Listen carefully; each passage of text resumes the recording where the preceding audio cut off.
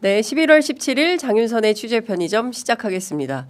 날씨가 많이 추워졌습니다. 네, 오늘 아침 진짜 춥더라고요. 월, 화, 수 아침 기온이 매우 쌀쌀할 것 같습니다. 여러분들 코트 그다음에 패딩 이런 거 단단히 준비하셔서 그야말로 초겨울에 준비를 본격적으로 해야 될 때가 아닌가 싶습니다. 취재 편의점도 초겨울의 길목에서 조금 더 탄탄하게 착실하게 뉴스들 꼼꼼히 정리해서 잘 보도해 드리도록 하겠습니다. 첫 번째 준비한 소식 우선 영상으로 만나보시겠습니다.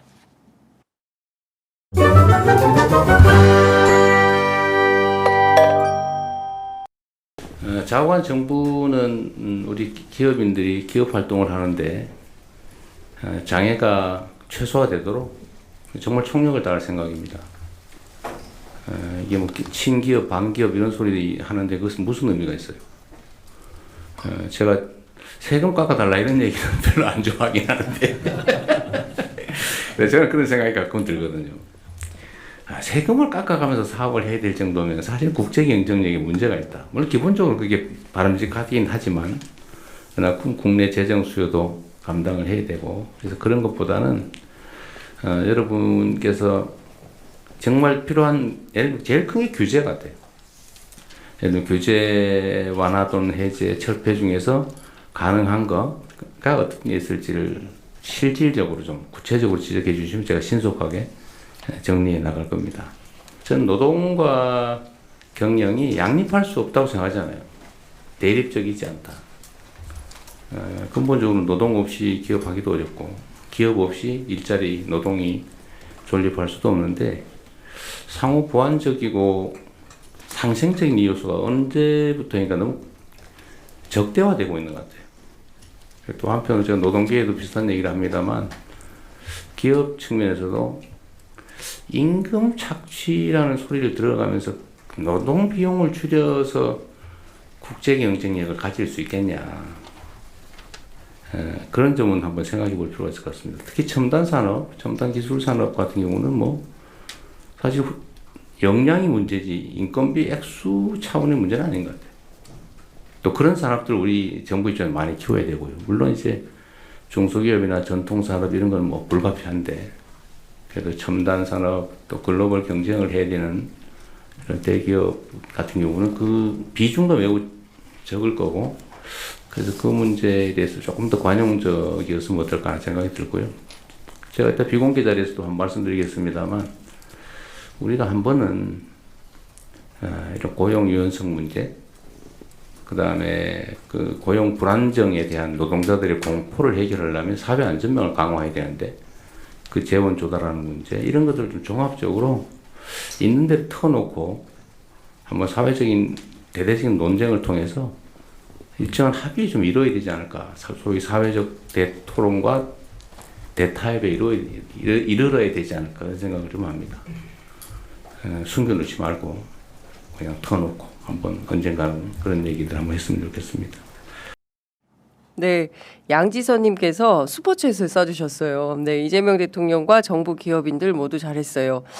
장 기자님 오늘 월요일 즐겁고 행복하게 시작하세요. 화이팅요 이렇게 해주셨는데요. 우리 양지선님도 화이팅입니다. 네, 사실 지난 금요일 관세 협상 마무리하면서 이재명 대통령 직접 나서서 설명을 했습니다. 아마도 오늘 G20 순방 중동 아프리카 순방 차원에서 오늘 출국 예정인데요. 시간은 제가 말씀 안 드리겠습니다. 엠바고 걸려 있기 때문에 그런데요. 지난 관세 협상이 타결되고 나서 우리 국민들 사이에서 뭐 저도 그랬지만 가슴이 웅장해진다. 지금까지와는 전혀 다른 새로운 단계로의 출발을 예고한 거 아닌가라는 생각이 좀 들기도 했습니다. 관련해서 어제는 직접 재계 회장들과 회동을 했는데요. 이 자리에서 이재명 대통령 이런 얘기를 했습니다. 이번 조인트 팩트시트가 성공적으로 나오게 된 것은 기업인들의 헌신과 노력 덕분이다. 이렇게 치하하면서 국내 투자에 더 마음을 써달라 이렇게 당부를 했습니다. 자칫 전부 외국에 미국에 투자하느라고 무려 1,500억 불이 기본적으로 투자가 되는 거 아니겠습니까? 합치면 모두 3,500억 달러가 미국에 투자가 되는 건데요. 그러다 보면 한국에 돈 없어서 투자 못해요. 이럴 수 있지 않습니까? 국내 투자에 더 마음을 좀 써달라 이렇게 당부를 한 것입니다. 이 자리에서 7대 대기업 총수들은 대략 833조 원의 국내 투자 계획을 발표하기도 했습니다. 앞서 보신 것처럼 이재명 대통령 기업들이 자유롭게 창의적으로 힘있게 전 세계를 상대로 활동할 수 있도록 만드는 게 정부의 주요 역할이다. 그렇기 때문에 최소한 이 정부에서는 부족함이 없도록 최선을 다할 것이다. 팀 코리아라는 이름으로 정부와 기업이 함께 뛴 결과다. 이런 판단 속에서 보다 더 적극적으로 정부가 기업의 활동을 도울 게 있으면 돕겠다. 이제 이런 입장을 밝힌 것입니다. 학력고사 어려워졌다고 등수 뭐 바뀌는 거 아니다. 이제 이런 얘기를 하면서 관세 협상 전 세계를 대상으로 하는 것이기 때문에 우리뿐만 아니라 전 세계 모든 나라들이 어려워진 건 다 똑같이 어려운 거고 쉬우면 또 다 똑같이 쉬운 거 아니냐. 그렇게 생각하면서 변화된 상황에서 신속하게 적응하고 또 그걸 기회로 만들면 오히려 또 우리한테 좋은 상황이 도래할 수도 있을 것 같다. 이제 이렇게 전망을 했습니다. 그리고 마지막으로 이런 부탁도 하나 드리고 싶다라고 하면서 제가 보기에는 속내를 꺼낸 것 같습니다. 친기업 반기업 이런 소리 하는데 그게 무슨 의미가 있냐. 제가 세금 깎아달라 이런 얘기 별로 안 좋아하는데 뭐 박장대소가 터졌죠. 솔직히 말해서 뭐 이거는 이제 그 가운데 말이고요. 세금 깎아가면서 사업할 정도면 국제 경쟁력에 문제 있는 거 아니냐. 일단 기업 활동을 하면 세금 낼 거 내고, 그죠? 투자할 거 투자하고, 세금 낼 거 내고, 그래도 이익이 남으니까, 뭐 이런 거 세금 때문에 일 못한다. 이러면 국제 경쟁력 없는 거 아니냐. 이제 이런 것이죠. 또한 새로운 의제를 던지기도 합니다. 노동과 경영의 양립은 대립적이지 않다라고 생각한다는 것입니다. 이유가 있어요. 노동 없이 기업, 노동자 없이 기업이 돌아갈 수 있습니까? 일하는 사람이 없는데 회사가 돌아갈 수 있나요? 그렇지 않죠. 모든 구성원들이 각자의 지위에서 적극적으로 역할을 할 때 그 기업이 잘 돌아가는 회사가 되는 거 아니겠습니까? 그 얘기를 하는 거죠. 그리고 기업 없이 또 노동이 존립 가능한 거냐. 기업이 없는데 노동자들이 어디 가서 일을 합니까? 기업이 있어야 그 기업에서 일하는 노동자들이 있는 것이다. 그러니까 상호 보완적, 상생적 요소다. 이렇게 보는데 그동안 너무 적대화되었다. 노동자와 기업이 너무 적대화되었다. 이제 이렇게 판단을 하면서 기업 입장에서 볼 때 임금 착취 소리 들어가면서 노동 비용 줄여서 국제 경쟁력 가질 수 있겠냐? 그러니까 두 가지죠. 세금 너무 비싸가지고 세금 깎아줘야지. 세금 너무 비싸서 이 나라에서 기업 못하겠다. 그래서 전부 다른 나라 외국 가겠다. 한때 그러지 않았습니까? 국내에서 일 못하겠다. 세금 너무 많이 내라고 해서. 그래서 동남아, 뭐 중국 이런 나라들로 노동력 싼데 찾아서 갔던 거 아닙니까? 임금도 마찬가지죠. 이런 방식으로 하는 것은 글로벌 경쟁을 해야 하는 대기업들이 좀 이건 좀 아닌 것 같다. 조금 더 관용적이었으면 좋겠다. 이런 당부를 했습니다.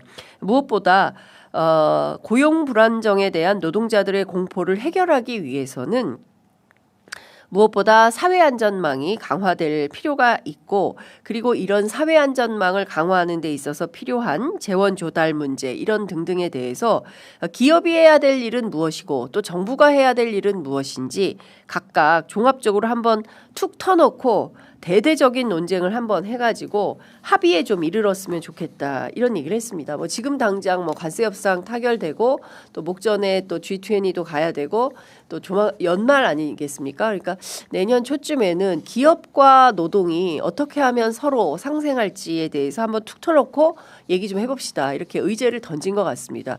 비공개 회의에서 얼마나 더 세부적인 논의가 이어졌을지는 뭐 저도 오늘 대통령실 가서 추가로 좀 더 취재를 해보겠지만 이 얘기를 어제 들으면서 저는 이런 생각이 좀 들었습니다. 역시 대통령 이재명, 정치인 이재명 불가능한 꿈 꿈을 꾸고 그것을 어떻게든 현실로 좀 만들어 보고자 애쓰는 분 아닌가라는 생각이 좀 들었습니다. 그 길에서 필요하다면 그 가교 역할을 적극적으로 좀 해보겠다. 일이 좀 되는 방향으로 판을 좀 짜보겠다. 이런 생각을 하는 것 같습니다. 왜 못하냐? 정치라면 당연히 언제나 항상 불가능한 꿈을 가슴에 품고 그것을 가능하게 만드는 게 정치의 예술이다. 이렇게 얘기를 하지 않습니까? 기본적으로 그런 판단을 하고 있다라는 생각이 좀 들었습니다. 그러나 우리가 이제 천상계에서 현실계로 내려오면 엄청난 불신이 있는 게 사실 아니겠습니까?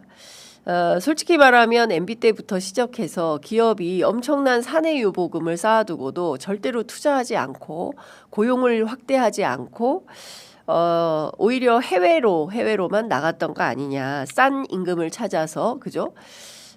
그리고 그러니까, 뭡니까? 기업하기 좋은 조건을 찾아서 밖으로만 나갔던 거 아니냐. 근데 이걸 안으로 또 들이려고 한다면 어떻게 해야 되느냐. 뭐 노동조합이 너무 세서 국내에서는 기업하기 어렵다. 뭐 이런 등등의 말도 안 되는 얘기들을 그동안 기업이 많이 해왔는데 이걸 어떻게 상생하는 구조로 만들 거냐. 이거 굉장히 중요한 것이고 결국은 정치가 중간에서 가교 역할을 해서 상호 신뢰가 가능할 수 있는 토대를 만드는 것 이게 굉장히 중요한 상황이 아닌가라는 생각이 좀 들었습니다.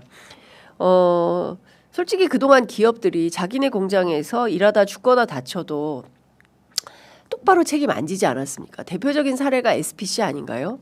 SPC에서 수많은 노동자들이 죽거나 다치거나 했지만 외면해왔죠.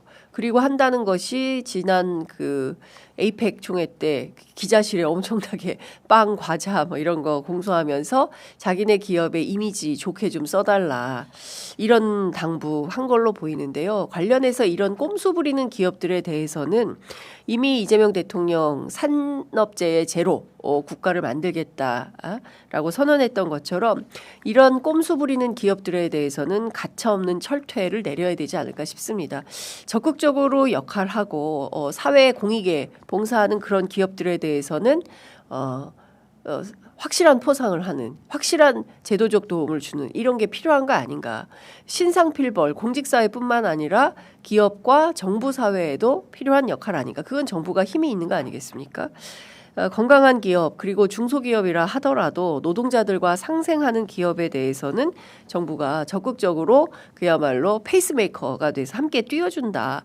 이렇게 된다면 우리도 정말 유럽형 복지국가 부럽지 않은 그런 사회가 마련될 수 있지 않을까. 그렇게 된다면 저출생 고령사회 그죠? 그리고 지역소멸, 인구절벽, 양극화 이런 등등의 문제들에 대해서 세계가 겪고 있는 복합적인 위기 아주 심각한 문제들에 대하여 우리가 좀 동시다발적으로 아시아의 모범 국가로 해결할 수 있는 그런 큰 틀을 마련해 볼 수 있지 않을까. 저도 오늘 아침 큰 꿈을 한번 꾸어 보겠습니다. 현실은 여전히 노동자들에게 매우 차갑습니다. 지금 추워진 겨울 날씨만큼 노동자들에게 매우 차가운 게 현실인데요. 저는 소년공 출신의 이재명 대통령은 누구보다 이 노동자들의 차가운 현실을 피부로 뼈로 각인되어 잘 알고 있을 거라고 생각합니다. 지금까지와는 전혀 다른 국가의 위상을 갖게 된 대한민국에서 우리 노동자들의 형편이 조금 더 나아질 수 있도록 먹고 사는 문제로 차별받지 않도록 그런 나라가 되면 참 따뜻한 나라가 될 수 있겠다라는 생각을 해봤습니다. 불가능한 꿈 우리 모두 가슴에 하나씩 품고 가능한 사회로 만들어보는 노력 현장에서 누구나 다 함께 똑같이 한번 해보면 좋을 것 같다라는 생각이 듭니다. 자, 두 번째 준비한 소식 우선 영상부터 만나보시겠습니다.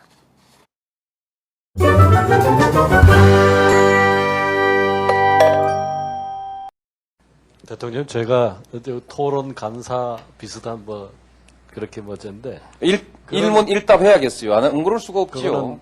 그렇게 보실 건 아니고요. 이래 과거에 옛날에 모 언론지상을 보면은 대통령님께서 83학번이다라는 보도를 어디서 봤습니다. 제가 혹시 기억하십니까? 예, 80학번쯤으로 보면 될 겁니다. 예. 저는 83학번이라는 그 보도를 보고 내가 83학번인데 그러면 동기생이 대통령이 되셨구나 이런 저기를 했었습니다. 저희들은 요즘 유행하는 말로 저희들이 여기까지 오게 된 이유가요. 대통령님과 검사들은 코드가 맞습니다. 절대 틀린 게 아닙니다. 그거를 이해해 주셔야 됩니다. 저희들은 지금 여기 오신 분들이 대부분 386 세대입니다. 정말 6.25 전쟁 이후에 한국 현대사에 아주 암울한 시절을 겪었고 체류탄과 돌멩이가 난무하는 그런 시위 현장에서 우연히 바라본 그 하늘 모습이 지금도 가만 생각하면 생생히 떠오르고 또 최전방에서 바라보던 그 또 별 모습도 또 아른아른거립니다. 그래서 여기 있는 검사들이 모두가 국가와 민족에 대한 정말 뜨거운 사랑과 감사의 만큼은 정말 어느 세대 못지않는 뜨거움을 가지고 있습니다. 저희들이 그런 뜨거움이 없었다면 대통령님의 이런 초대에 대해서 좀 의아하게 생각하고 안 좋게 생각할 수도 있겠습니다. 그런데 저희들이 부탁드리고 싶은 거는 검찰 개혁은 결국 환자 수술에 비유할 수가 있는데요. 최근에 저희가 보도를 통해서 보기를 대통령님께서도 이 허리가 불편하셔서 수술을 받았다 그런 얘기를 들었습니다. 그 환자를 수술하는 의사는 먼저 문진을 하고 촉진을 하고 또 기계적 방법으로 엑스선 촬영하고 CT도 촬영하고 MRI 촬영하고 수없는 검토 또 동료 의사와 토론 이런 걸 통해서 그것도 자격 있는 의사가 집도를 해서 수술을 하는 것입니다. 네, 방금 보신 영상은 박경춘 전 검사, 연수원 21기이고요. 광주 서석고 연세대 법대를 졸업하고 수원지검 평택지청장을 지낸 바 있습니다. 그 유명한 검사와의 대화에서 노무현 전 대통령을 향해서 혹시 대통령께서 83학번이라는 보도를 봤는데 기억하십니까? 라고 질문을 해서 상고 출신 노무현 대통령을 면전에서 조롱했다. 이런 비판을 받은 바 있는 전직검사 출신의 변호사입니다. 이 관련된 영상을 튼 이유가 있는데요. 지난 14일 관봉권 띠지 폐기와 쿠팡 퇴직금 불기소 외압 의혹 사건을 수사할 특검 후보자로 박경춘 검사가 추천됐기 때문입니다. 오늘 오전 8시 01분에 대통령실에서 기자들에게 알림 문자가 있는데요. 이재명 대통령은 어제 오후 건진법사 관봉권 띠지 분실 의혹 및 쿠팡 퇴직금 미지급 사건 불기소 외압 의혹을 수사할 상설 특별검사로 안건섭 변호사를 임명했습니다. 대통령실 강유정 대변인 명의로 알림 문자가 와 있는데요. 당초 박경춘, 안건섭 두 변호사가 특검 후보로 추천이 됐었는데 박경춘 후보는 탈락하고 안건섭 후보가 특검 후보에 임명되었다. 이렇게 볼 수 있을 것 같습니다. 앞으로 관봉권 띠지 폐기 의혹과 쿠팡 퇴직금 불기소 수사 외압 사건에 대한 수사를 안건섭 특검의 지휘 아래 수사를 하게 될 걸로 보이는데요. 안건섭 변호사 역시 문제가 없었던 것은 아닙니다. 이분은 연수원 25기고요. 전북 완산고 연대 법대를 졸업하고 서울고검 공판부에서 공판부장, 춘천지검 차장검사 등을 역임한 바 있습니다.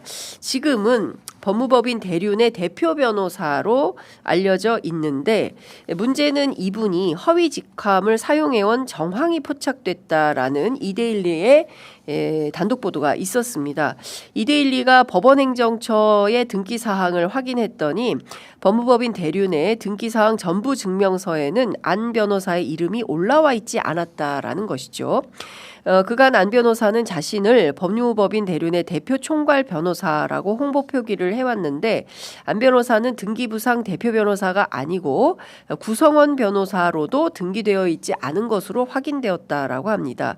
이 관련해서는 광고 규정 위반 문제 이런 걸로 대한변협 징계위원회의 징계 의결을 받고 현재 이의 신청을 해서 법무부 징계위에 계류 중인 사건이 하나 있다고 하는데요.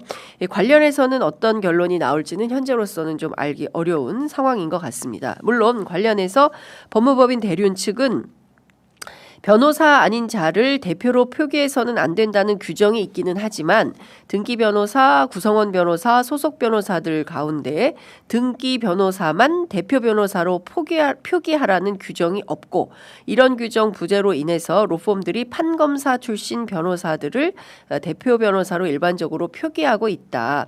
이런 표기에 대한 신고에 대해서 징계 사례도 없는 것으로 알고 있다. 이렇게 반박을 했습니다. 그렇지만 서울지방변호사회 측은 언론에 안 후보자와 유사한 사례로 변호사회 징계 회부된 사례가 있고 법과 규정을 위반한 의혹이 있는 사람이 특검 역할을 하는 게 맞는지 의문이다라는 입장을 밝히기는 했습니다.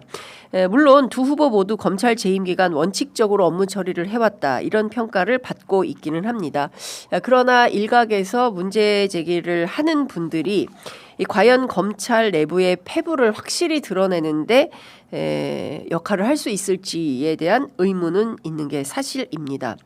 제가 지난주 검찰 내부 취재에서 보도해 드린 바와 같이 현직 대통령도 당신 하나쯤 우리가 얼마든지 날릴 수 있어라는 오만함을 갖고 있는 게 검찰 집단 아니겠습니까?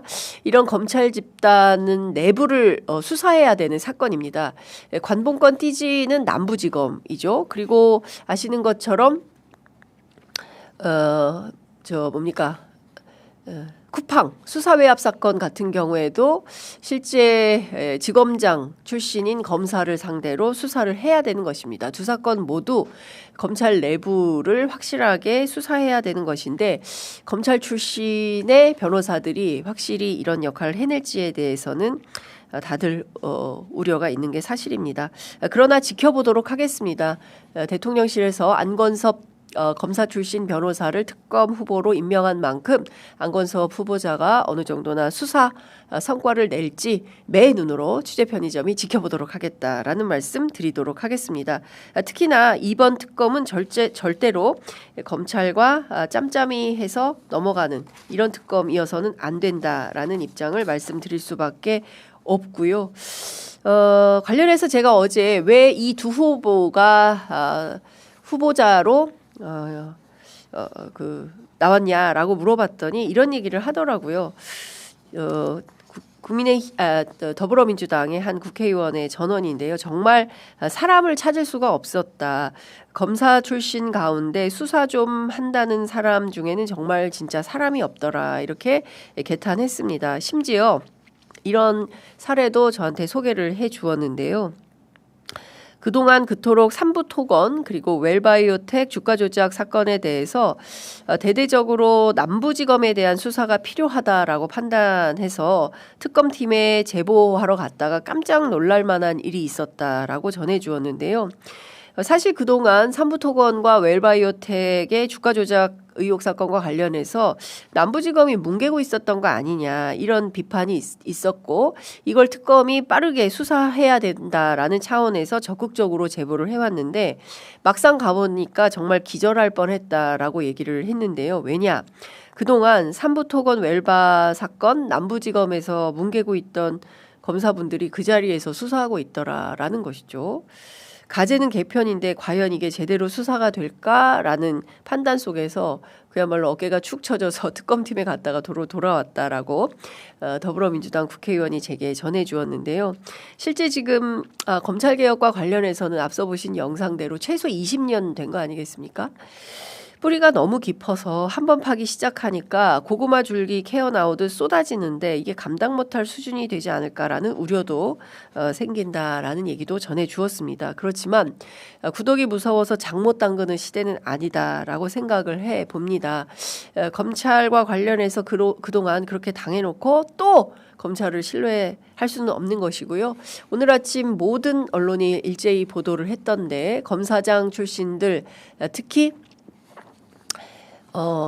아시는 것처럼 이번에 항명에 적극적으로 임했던 검사장 출신들 평검사 강등시킨다라는 보도가 나오고 있죠. 관련해서 어떤 상황 정리가 될지 지켜보도록 하겠습니다. 마지막으로 준비한 소식 또 살펴보도록 하겠습니다.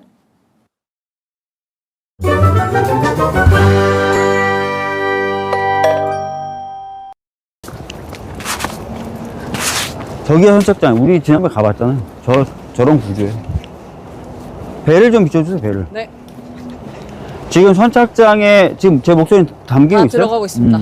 선착장에 들어가다가 지금 멈춘 거예요. 그러네요. 네, 들어가다 멈춘 선수가 거고. 이쪽으로 향하고 있으니까. 어제 밤에 떠있던 위치에서 그대로 지금 멈춰져 있는 이 상황이고, 수심이 얕아서 그렇다 그러는데 뭐 사실 수심 정확한 건 모르겠긴 한데 바닥이 좀 많이 얕아진 것 같긴 해요. 맞아요. 강이. 근데 문제는 한강이 항상 수심이 일정하진 않다는 거잖아요. 맞아요. 강수량 차이가 네, 많이 강수량 심하니까. 차이가 심하고 계절에 따라서 차이가 나는데, 그러면 이제 가을이라든지 겨울철 수량과 유량이 줄어들 때 항상 그러면 저렇게 걸리는 거냐, 아니면 항상 바닥을 파줘야 되는 거냐, 그럼 추가적인 비용도 계속 드는 거 아니에요? 맞아요. 근데 문제는 그렇게 네. 해서 저것이 거의 한 공공교통으로서 기능을 그러면 할 수가 있냐? 그러니까요. 최대 속도가 37km, 20노트입니다. 이 속도 나옵니까? 네. 예. 추락에 관해서 말씀드리겠습니다. 가덕 중공업 사장은 마지막 배 연도 시기는 내년 2월 3월에 하겠습니다. 이 증언대로 한다면은 운항은 내년 7, 8월이 가능합니다. 그러나 시장께서는 계속 내년 3월을 주장하고 있습니다. 이 출항은 내년 3월이 가능하다고 하셨죠? 네. 예. 또 수주했던 내용을 보면은 배가 1차 분량은 199인승인데 이건 155인승입니다. 한 40명이 덜 탑니다. 그런데 척당 가격은 1차 분량은 29억인데 39억입니다. 사람은 덜 타는데 10억이 올라갑니다. 좀 이상해요. 일반인이 봤을 때 특혜가 없다고 볼 수가 없는 사안입니다. 저희가 그동안에 감사를 시켰습니다. 아무 문제가 없습니다. 의심의 시선으로 이것저것 들여다보시면 내년 봄부터 운행이 시작됩니다. 당당하게 설명드릴 수 있을 거라 자신합니다. 라고 이야기하셨습니다. 기억나시죠? 네. 근데 운행 9일 만에 중단이 되었습니다. 지키지 못할 약속에 대한 시민들의 사과는 9월 달에 있었습니다만 이 자리에서 다시 한번 시민들께 사과하실 의향이 있으신가요?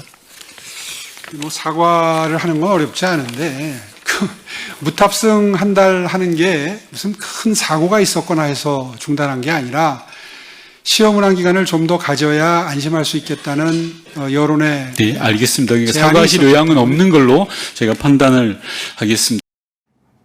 네, 방금 보신 영상은 그 첫 번째 영상은 박주민 의원 등 더불어민주당 서울시당 소속 국회의원들이 한강버스 사고 현장에 가서 현장을 탐사한 장면이고요. 두 번째 보신 영상은 지난 국정감사, 국회 행안위 국정감사 때 오세훈 시장을 상대로 더불어민주당 여당 의원들이 오세훈 시장에게 한강버스 관련돼서 한강버스가 멈췄는데 그거 사과할 생각이 없냐, 이 사업을 왜 이렇게 적극적으로 하려고 하느냐, 문제가 뭐냐, 뭐 사과는 할 수 있는데 뭐 한 달 정도 멈추는데 그게 그렇게 큰 문제입니까? 라고 주장을 했는데요. 또 멈췄습니다. 또. 예. 지난 15일 오후 8시 25분쯤 잠실행 한강버스가 선착장 100m 인근에서 강바닥에 걸리는 상황이 발생했는데요. 문제는 당시 이 배에 82명의 승객이 탑승하고 있었다는 것입니다. 인명피해는 없었지만 그 배 안에 있었던 승객들은 구조 전까지 얼마나 불안했겠습니까? 다시는 배에 타지 않겠다. 이 배 다시는 안 타. 이렇게 내리는 시청자 제보 영상 이런 거 여러분들 뉴스로 보셨죠? 서울시 관계자는 이렇게 설명을 합니다. 직접적인 원인은 항로 이탈에 따른 저수심 구간 걸림이다. 아까 박주민 의원 얘기대로 그럼 계속 저수심 구간에 걸릴 때마다 강바닥을 파야 되는 거냐? 에? 이 말이 되는 거냐라는 것이죠. 한강버스는 최소 2.8m 이상의 수심을 확보해야 된다는 건데요. 그게 안 돼서 걸린 상태에서 배가 계속 떠 있는 이런 상황인 겁니다. 다 떠나서 우리는 세월호, 이태원 엄청난 사회적 참사를 겪었습니다.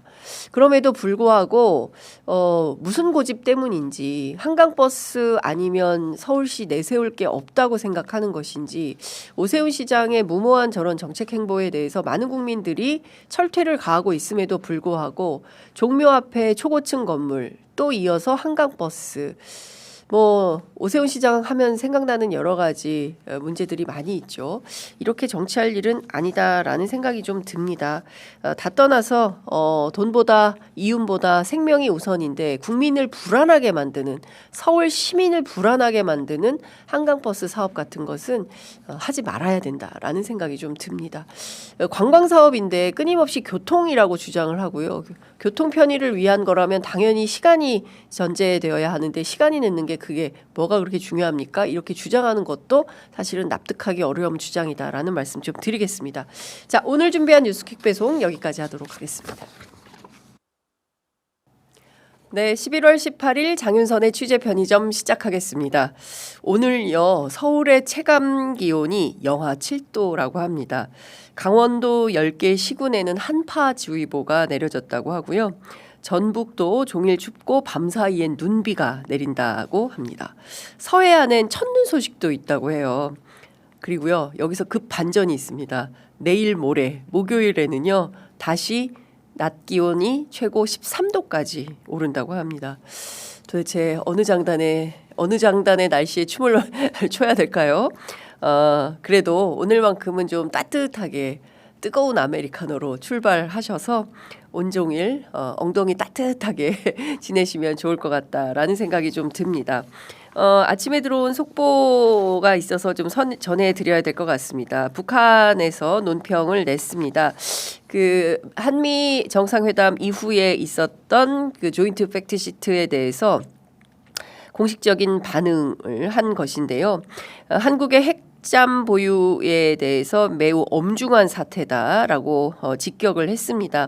앞으로 현실 대응적인 조치를 취해 나가겠다라는 입장을 밝히면서 동시에 이런 얘기를 하고 있습니다. 한국의 핵잠수함 보유는 자체 핵무장의 길로 나가기 위한 포석이다. 불피코, 그러니까 이것은 기어이, 기필코 이런 뜻이겠죠. 이 지역에서 핵 도미노 현상을 초래하고 보다 치열한 군비 경쟁을 유발하게 되어 있다라고 지적을 했습니다.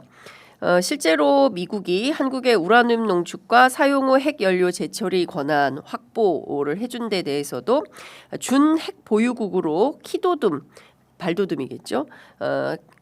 발돋움 할 수 있도록 발판을 깔아준 것이다.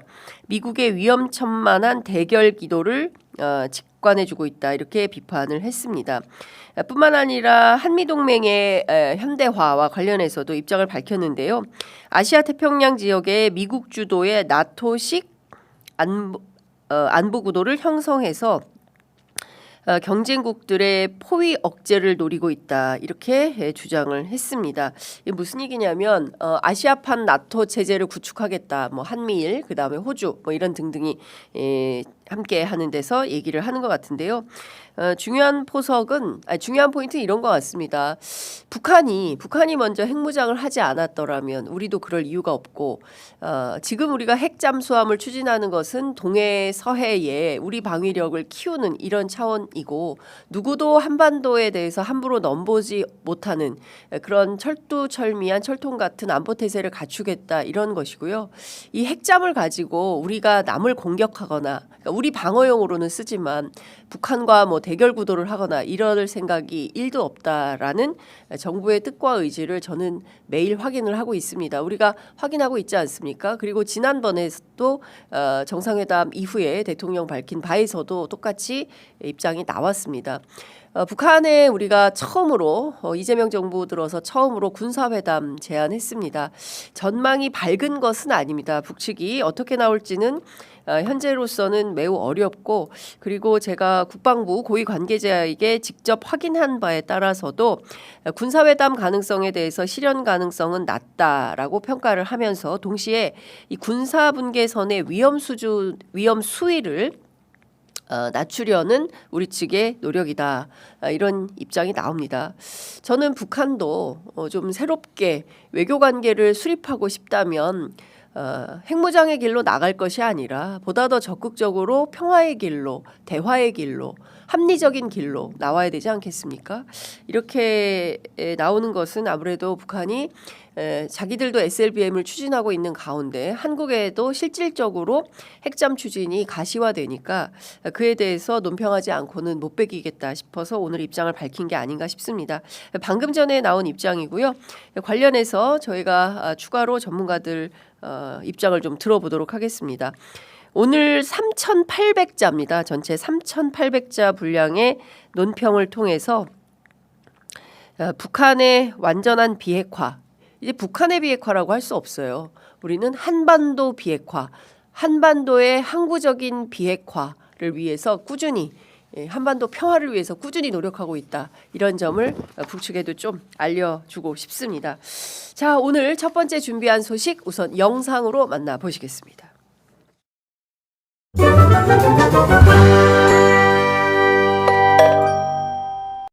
개엄 당일 이상민 전 행안부 장관으로부터 경찰이 주요 언론사를 단전 단수할 테니 소방청이 협조하라는 지시를 받은 적 있죠? 제가 조금 설명드리면요. 있는지 없는지만 말씀하십시오. 상임위에서 충분히 다뤘습니다. 다른 질의를 하려고 합니다. 단전 단수를 경찰이 할 테니 소방청이 협조해라 라는 취지의 전화를 받은 적 있습니까? 없습니까? 단전 단수에 대한 협조 요청을 받은 게 있는가 소방청은 이렇게 질의를 했었고요. 제가 그런 적 없다라고 답변을 드렸습니다. 그렇게 하니까 그 장관님께서 언론기관 5곳입니다. 네, JTBC 들어가죠. JTBC 들어갑니다. 자, 다시 이야기하겠습니다. 한겨레, 경향, MBC, 뉴스공장, JTBC에 대한 단전 단수 조치를 경찰이 취할 테니 소방청은 협조하라라는 전화를 받았습니까? 안 받았습니까? 거기에 대해서는 경찰에서 협조 요청을 하면 그러니까요. 같은 말을 왜 이렇게 자꾸 돌립니까, 소방청장님? 아니 그러니까 제가 제 인식을 정확하게 말씀드리겠습니다. 됐습니다. 들어가셔도 됩니다. 소방청장님 들어가셔도 되고요. 그 단수 단전이란 말을 하는데 이게 무슨 뜻인지 이해가 안 된다 이런 말씀을 하셨는데 그러니까 이제 그때 우리 조정관하고 그 차장이 단수 단전은 우리 업무가 아닌데 이거는 좀 다르지 않느냐 이렇게 이야기했던 걸로 그렇게 기억이 그러니까 본인 기억에는 청장이 단전 단수를 전화해서 장관이 그러니까 뭐 그런 얘기 그러니까 단전 단수를 언급을 하는데 예. 그게 과연 우리 업무냐? 예. 라는 취지의 얘기를 청장이 바로 옆에 있는 차장하고 기획관한테 얘기를 묻듯이 했고 거기에 대해서 차장과 그 기획관이 그거는 우리 업무는 아닌 것 같다. 뭐 그런 취지의 얘기를 상호간에 나누는 거를 본인이 옆에서 들었다는 취지신 건가요? 아주 근본적인 질문인데 장관이라고 했을 때 왜 그걸 행안부 장관이라고 인식을 하셨나요? 저한테 여쭤보는 겁니까? 네, 그렇습니다. 예, 국방부 장관도 있을 수 있고 국토교통부 장관도 있을 수 있고 장관은 전부 18명이나 됩니다. 그중에서 왜 굳이 그렇게 생각하셨는지 좀 이유가 있을까 싶어서 여쭤봅니다. 예. 제가 행안부 장관이라고 표현한 적이 있었나요? 없었죠? 예, 그거 조금 확인하고 싶어서 그러는데요. 아니 예, 그렇게 말씀하신 적이 아마 없으셨던 것 같습니다. 적어도 그 경찰 진술조서 전에는. 근데 지금은 이 법정에서 너무나도 당연하게 그 행안부 장관이었다라고 이야기를 나누고 너무나도 당연하게 그것이 전 장관이었던 지금 현 피고인이다라고 하는 전제에서 얘기를 하고 있어서 그게 좀 궁금해서 여쭤보는 겁니다. 그거는 이제 뒤에 그렇게 밝혀졌기 때문에 앞에 게 그대로 나가는 거지 특별하게 그런 말씀을 드린 건 없는 걸로 기억나는데. 아유, 감사합니다. 그리고요, 예, 요거는 이제 지금 여기 앉아 계신 그 전 장관이었던 피고인께서 그 본인의 기억에 따라 가지고 그 당시 청장과의 대화를 조금 적어 놓은 것입니다. 요걸 한번 좀 잠깐 말씀을 드릴게요. 그걸 제가 꼭 들어야 됩니까? 일단 물어보시는 내용이니까요. 이 부분 듣고 본인이 알고 있는 사실과 다르시면 아이고, 주님께서 왜 이렇게 저항감을 표시하시나요? 그런 거하고는 전혀 상관이 없는 건데요, 지금. 편하게 들어주세요. 네. 네, 앞서 보신 영상은 지난 내란 국조 특위에서 허석권 당시 소방청장을 상대로 더불어민주당 윤건영 의원이 언론사 단전 단수에 대하여 질의하는 장면이고요. 두 번째 보신 영상은 지난 11일 이상민 전 행안부 장관의 내란 중요 임무 종사자와 관련된 재판에 출석한 배덕권 소방청 기획조정관 관련된 증인신문 여러분들 함께 보셨습니다. 이 와중에 우리 뉴욕에 계시는 노미님께서 슈퍼챗을 쏘아주셨어요. 추위에도 열리라는 취재 편의점에 따뜻한 아메리카노 쏩니다 하셨는데요. 야, 이게 요새 환율이 너무 높아가지고 100불이나 써주셨는데 아메리카노가 아니라 저희가 이걸로는 점심 저녁 다 사 먹고도 남을 돈일 것 같은데요. 예, 너무 감사합니다. 저희들 더 열심히 노력하도록 하겠습니다. 관련해서 조금 더 소식 전해드리도록 하겠습니다. 앞서 보신 대로 허석권 전 소방청장이 비상계엄 당시 이상민 전 행안부 장관으로부터 이른바 언론사 단전단수 지시를 받은 것뿐만 아니라 당일 자정에 언론사로 경찰이 투입이 된다. 이 경찰이 투입이 되면 이들과 협력해서 조치를 취하라 이런 지시까지 받았다고 추가 증언한 것으로 전해지고 있습니다. 허 전 청장은 언론사를 완전히 장악하기 위해서 옛날에 성을 공격할 때 물을 끊고 쌀을 끊었던 것과 비슷한 조치를 취하는 거라고 생각했다라는 것인데요. 이른바 공성전을 생각했다. 이런 얘기를 한 겁니다. 이때 아시는 것처럼 대상이 됐던 언론사는 모두 5개입니다. MBC, JTBC, 한겨레 경향, 그리고 김어준의 뉴스공장 이렇게 5개인데요. 이상민 전 장관이 뭐 급했던 터인지 워낙 빠른 말투로 얘기를 했었다. 이 언론사 5군데를 지목했었다. 이렇게 허석권 전 청장은 증언하고 있습니다. 어떤 상황을 염두에 두고 단전 단수를 하라고 한 걸까요? 무엇보다 경찰이 언론사 진입을 시도할 때 내부에 있던 인원들, 그러니까 언론인들이 저항을 하면 단전 단수 등으로 경찰을 지원하라 이런 취지로 이해했다고 밝히기도 했는데요. 그러니까 비상계엄이 선포되고 언론사에 대해서 단전 단수하라고 지시했던 것은 단순히 기능적으로 보도를 못하게, 언론 보도가 불가하게, 전기를 끊어서 언론 보도가 불가하게 하는 것뿐만 아니라 언론인들이 인간으로서 누려야 하는 최소한의 기본권이나 존엄조차도 지켜줄 생각이 없고 말살하려고 했던 것은 아닌가. 기본권을 말살하려고 했던 것은 아닌가. 그러니까 저항하면, 언론인들이 저항하면 단전단수 등으로 경찰에 지원해라. 이런 취지로 이상민 전 장관이 말한 거 아닌가라는 생각이 좀 듭니다. 매우 끔찍한 상황입니다. 단순히 언론 보도 활동 하지 마 이게 아니라 단전단수를 통해서 인간으로서 누려야 하는 최소한의 존엄도 지켜주지 않으려고, 야, 이거 완전히 동물의 왕국 비슷하게 만들려고 했던 것은 아닌가라는 생각이 좀 든데요. 그래서일까요? 이 전화를 끊은 다음에 허석권 전 청장이 주변에 있던 간부들에게 이런 걸 물었다고 합니다. 단전단수가 소방청 의무 맞나? 이거 우리가 해도 되는 일인가? 라고 묻기까지 했다는 것입니다. 이런 증언까지 나왔음에도 법정에 나온 이상민 전 장관 표정은요, 자신의 무도한 내란 임무 종사에 대해서 반성하는 빛은 전혀 없고요, 매우 뻔뻔한 태도로 증인들의 증언을 경청하면서 중간에 비식비식 웃기도 했습니다. 이미 대통령실 CCTV를 통해서 우리 다 보지 않았습니까? 그때도 웃었어요. 누구? 이상민 전 장관. 무슨 생각을 하길래 왜 저런 웃음이 저 엄중한 상황에서 새어나올 수 있을까? 아무리 생각해도 정상적인 사고로는 납득 불가다 이런 생각이 드는데요. 지금 생각해도 황당하지 않습니까? 국회와 그리고 헌법재판소에 출석했던 이상민 전 행안부 장관, 아니 탁자 위에 이렇게 멀리 보니까 단전단수 문건이 보이더라. 그래서 천리 아니냐 이런 빈축도 사지 않았습니까? 그랬던 행안부 장관이 이상민 행안부 전 장관이 이런 지시를 허석권 청장에게 했었던 거다 이렇게 볼 수가 있을 것 같습니다. 다 떠나서요, 이것은 끊임없이 거짓말로 일관하고 있는 내란 속의 윤석열과 맥이 닿아 있다. 어떻게든 본인의 잘못을 인정하지 않고 법원으로부터 무죄 방면 받겠다는 의도가 너무나 명징하게 읽힌다 이렇게 보입니다.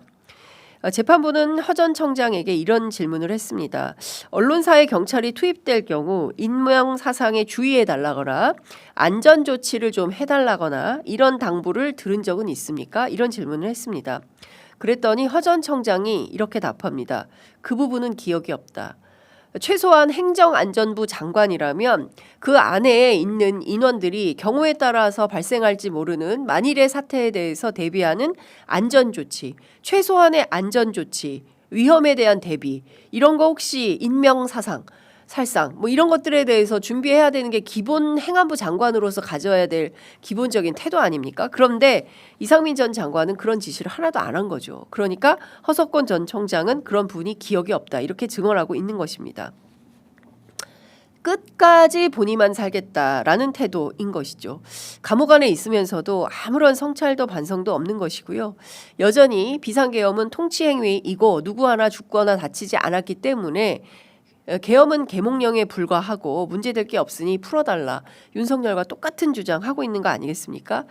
이 비상계엄은 통치행위다라는 논리 개발을 언제 했을까요? 예, 우리가 확인한 바 있죠. 박성재 전 법무부 장관의 업무 수첩을 통해서 비상계엄이 터지고 12월 4일 오후 2시 반에 아시는 것처럼 당정대 회의가 있었고요. 그 자리에 한동훈 전 비대위원장 포함해서 나경원 의원, 김기현 전 대표, 정진석 전 비서실장 등등 해서 당정대가 모여서 회의를 했다. 이 자리에서 이런 논리 개발을 했고 그리고 그 저녁에 그 유명한 삼청동 안가 만찬에서 법조 4인방이 모여서 대책회의를 한 거 아니냐, 이런 수순으로 보이는 것입니다. 애청자 여러분은 이런 행안부 장관 이상민 씨에 대해서 어떻게 생각하십니까? 단순히 생각해도 언론사 단전 단수는 그냥 언론 보도 활동의 제약 수준이 아니었다라는 생각이 좀 들고요. 경찰과 계엄군을 동원해서 윤석열에 반대하는 5개 언론사를 완전히 무력으로 장악을 해서 생존 자체가 불가하도록 언론인들이 인간으로서 누려야 할 최소한의 기본권적 차 박탈 또는 능멸하려고 했던 것이다 라는 생각이 좀 듭니다. 비판에 입에 재갈 물려 그걸로도 안 돼? 그러면 전부 무력으로 제압해. 이런 태도였던 겁니다. 역사가 이 사람들 용서해야 되겠습니까? 이상민 전 행안부 장관, 내란숙의 윤석열에 대해서 역사가 어떤 심판을 해야 된다고 생각하십니까? 자, 다음 준비한 소식 영상으로 보시겠습니다.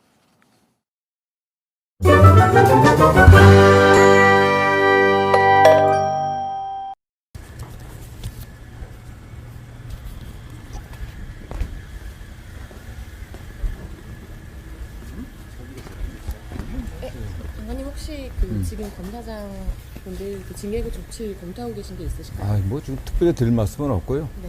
지금 뭐 대통령께서도 해외 순방 준비 중인데 에이펙의 성과도 한미 관세 협상으로 잘 마무리됐고 가장 중요한 게 경제 활력 회복하는 거 아니겠습니까?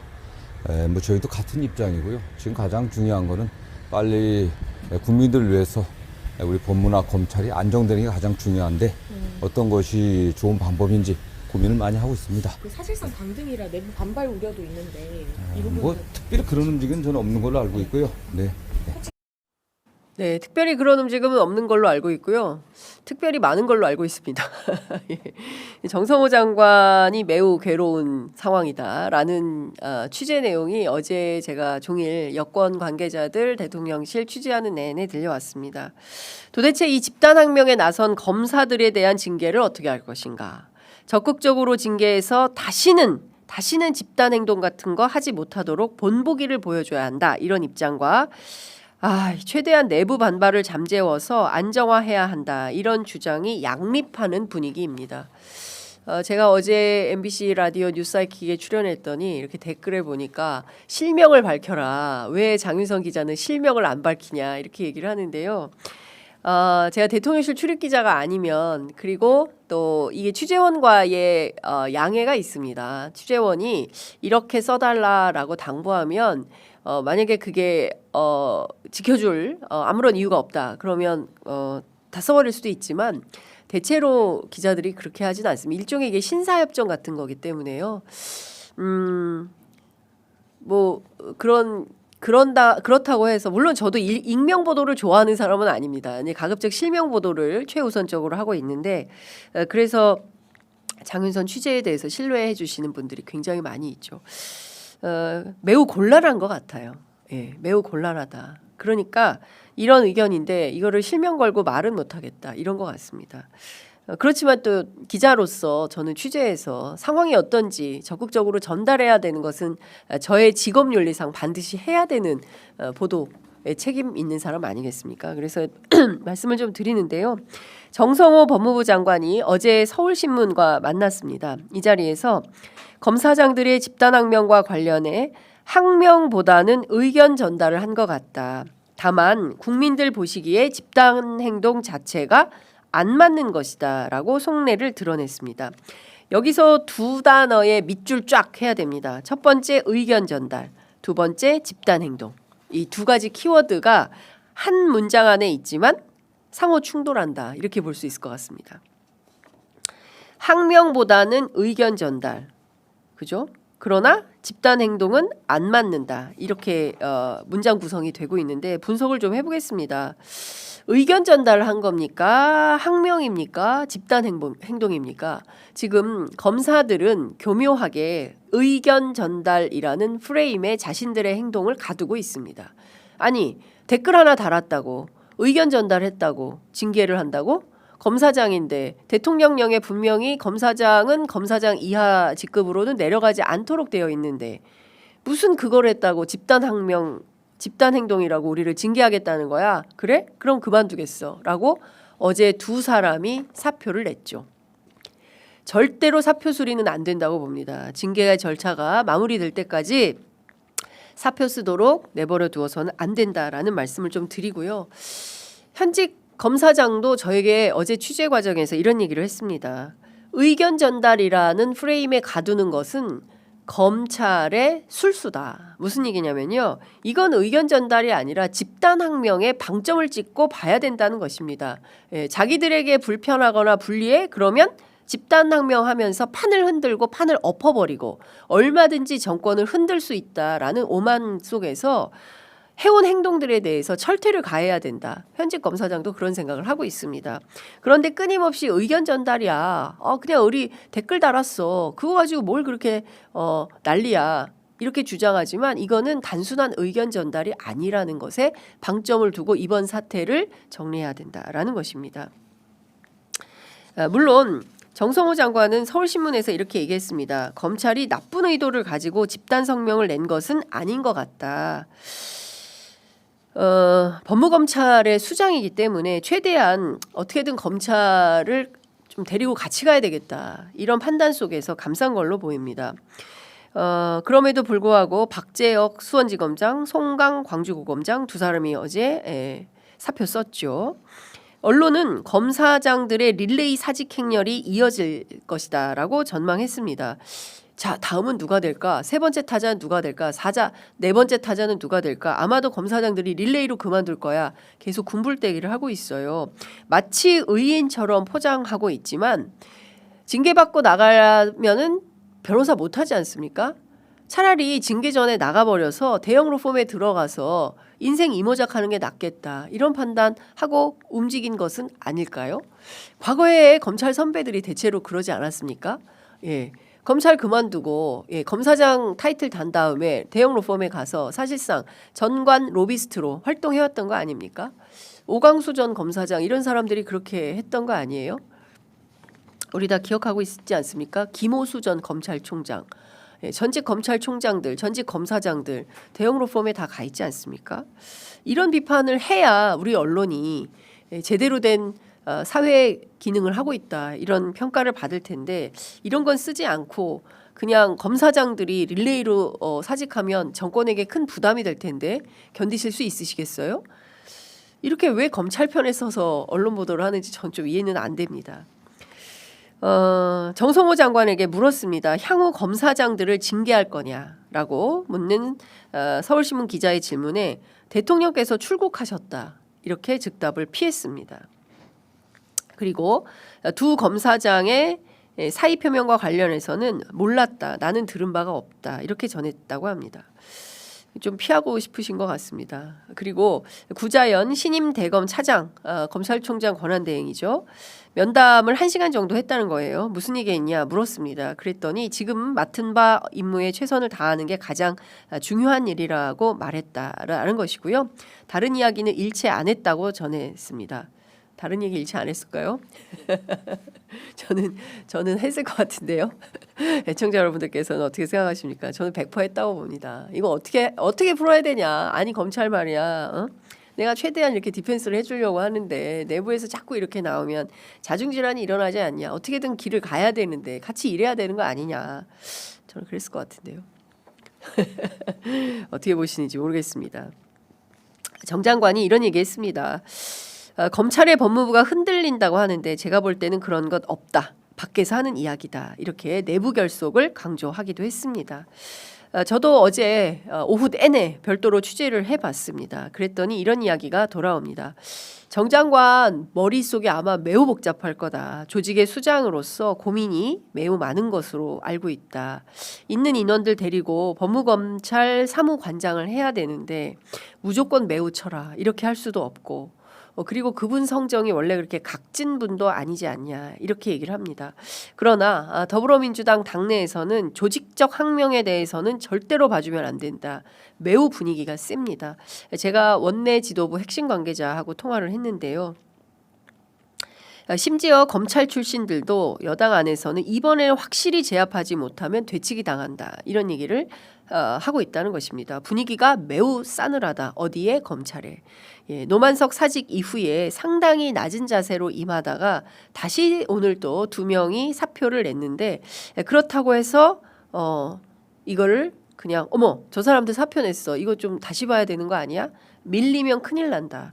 여기서 굴복하면 또 만만하게 본다. 일종의 무슨 자존심 싸움? 그것은 아니고요.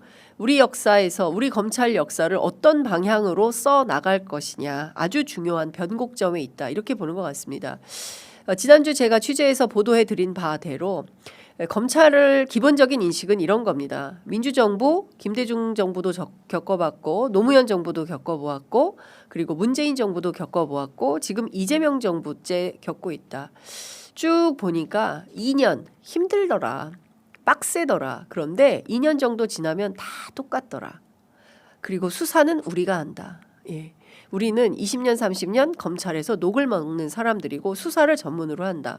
보안수사권이면 된다. 예, 등 하나 바꿔서 전부 6대 범죄인가요? 4대 범죄, 4대죠. 4대 범죄에 대해서 전부 수사할 수 있게 되고 실제로 당시 대표였던 이재명 더불어민주당 대표에 대해서 얼마나 세게 수사를 했습니까? 그런 것들을 종합해 볼 때 얼마든지 할 수 있다. 이런 얘기를 한다는 것입니다. 그래서 당에서는 이런 이야기가 나옵니다.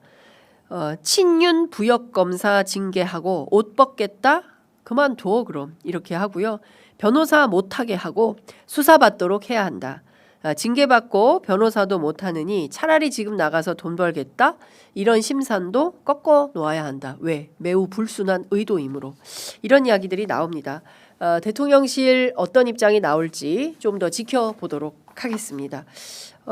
아이고 59분이네요. 이 대목은 저희가 이따가 다른 시간에 소화해 드리도록 하겠습니다. 오늘 준비한 뉴스킥 배송 여기까지 하겠습니다. 네, 11월 19일 장윤선의 취재 편의점 시작하겠습니다. 어제보다 오늘은 더 춥습니다. 영하 2도까지 떨어졌고요. 낮 최고 기온도 7도 정도밖에 올라가지 않습니다.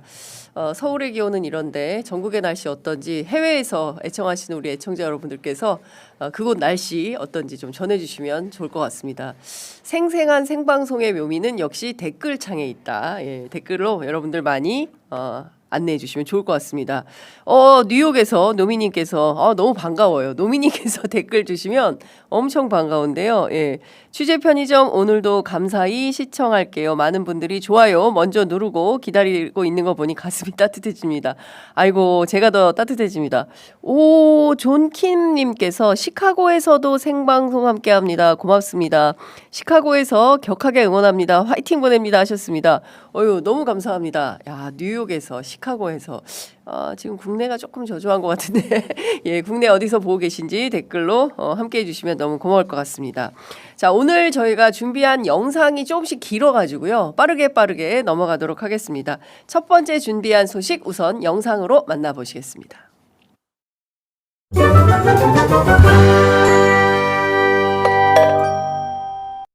높은 확률로 지금 조은석은 사무실에 놀고 있을 겁니다. 지위도 애매한 파견 검사들까지 나와가지고 이 조은석 시다발이 하라고 이렇게 지금 저분 이름이 뭔지 모르겠는데 계속해서 이렇게 검사들이나 특검을 모독하는 발언을 하시면 제시 좀 해주십시오. 기억 관계를 위해서 당연히 안 되죠. 공판 필요하시다. 중심주의인데. 예, 알겠습니다. 그러니까 그걸 재판에 그걸 증인에게 물어본다는 자체가 안 되는 거고요. 검사들이 자꾸 그걸 악용하지 않습니까? 지금 증인께서 말씀하시지 않습니까? 조서의 내용을 그대로 유지해라. 그 말을 누가 했겠습니까? 검사들이 했죠. 그렇지 않습니까 지금? 예, 계속하겠습니다. 일단 예. 이제 서성환 검사가 정리 좀 할게요. 저희 말씀드려요. 일단 왜 서성환 검사는 얘기하고 저희는 못하게 하죠? 그러니까 말씀할 기회 드릴 텐데 이런 식으로 하시면은 이게 유지가 안 돼요. 아니, 이게 적법한 주신문을 하면 저희 아무 이의 없습니다. 근데 그냥 물어보면 되지 근데 않습니까? 적법한지 안 적법한지 판단을 어필은 하실 수 있는데 그거에 대한 결정은 재판부가 하는 겁니다. 근데 그렇죠. 재판부가 아무리 말씀을 드려도 아유 잃어버리시면 그렇게 드리면 그거는 죄송한데요. 답이 없어요. 조서를 그러니까 계속 낭독하면서 그러니까 수사 기록에 그 수사 기록을 현출하려면 증거를 제출해서 당연히 의견을 들어야 되는 거 아니에요? 그 지금 막하면 우린 저 못 본 소리인데 그러면 절차가 정당화 됩니까? 저희가 확인을 하지 못한 자료입니다. 알겠습니다. 예, 요거 증거로 제출하실 거죠? 예, 제출하겠습니다. 예, 요거 증거로 신청하셔야 되고 사전에 의사를 지금 안 물어보셔가지고 아마 놀라셔서 그런데 제시하시는 거에 대해서 뭐 특별한 이의 있으세요? 아니 저희들 계속 얘기하는 것처럼 검사들이 객관 의무를 갖고 있고요. 더군다나 압수 절차에 관한 것들은 중요한 자료이기 때문에 열람 제출해야죠, 증거 자료로. 근데 안 해놓고 지금 와서 저희가 수사 기록에 잠깐 제가 말씀드리고 예. 문제 삼으니까 그걸 지금 느닷없이 증거 제출도 안 한 상태에서 수사 기록을 하면서 현출하는 거는 이건 완전 절차 위반입니다.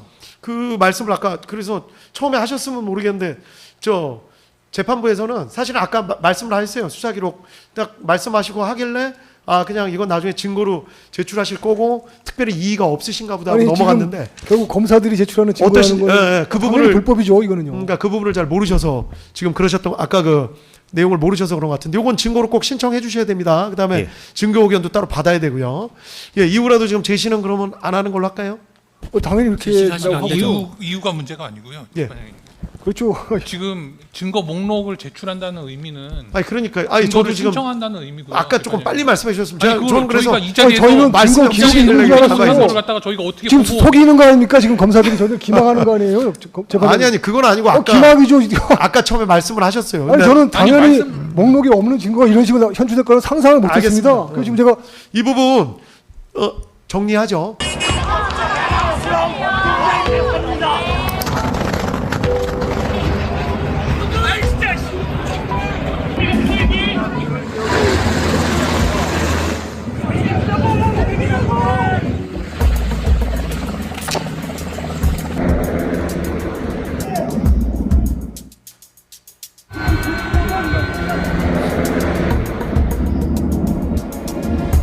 빨리 열어! 비상계획 불법 계엄이네! 뭔 소리 하는 거야! 얘 공무원 아니야!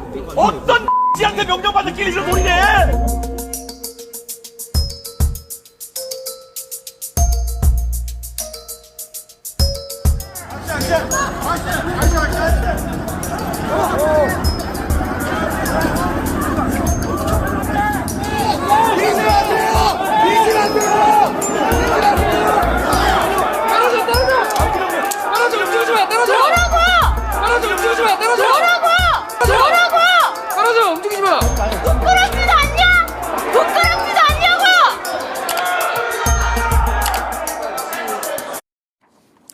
네, 다시 생각해도 끔찍한 저 상황 여러분 어떻게 생각하십니까?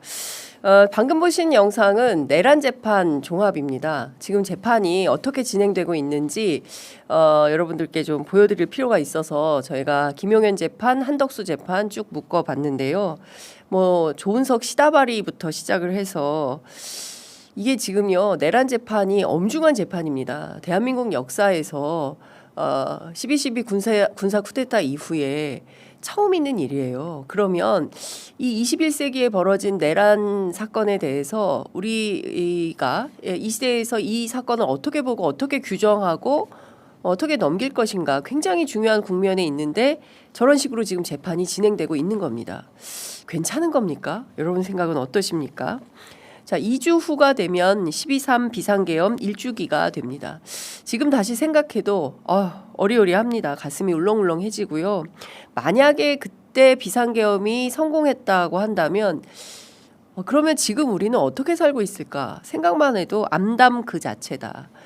내란 속의 윤석열이 느닷없이 일으킨 12.3 비상계엄은 정말 전 국민 모두에게 씻을 수 없는 상처를 주었고 엄청난 트라우마를 남겼습니다. 조만간 12.3 비상계엄에 대한 법원의 첫 번째 재판 결과가 나올 건데요.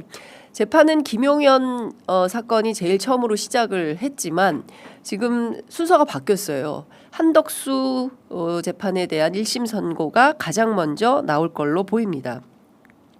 1년 내내 지겸 판사 얘기했습니다. 아무런 변화가 없어요.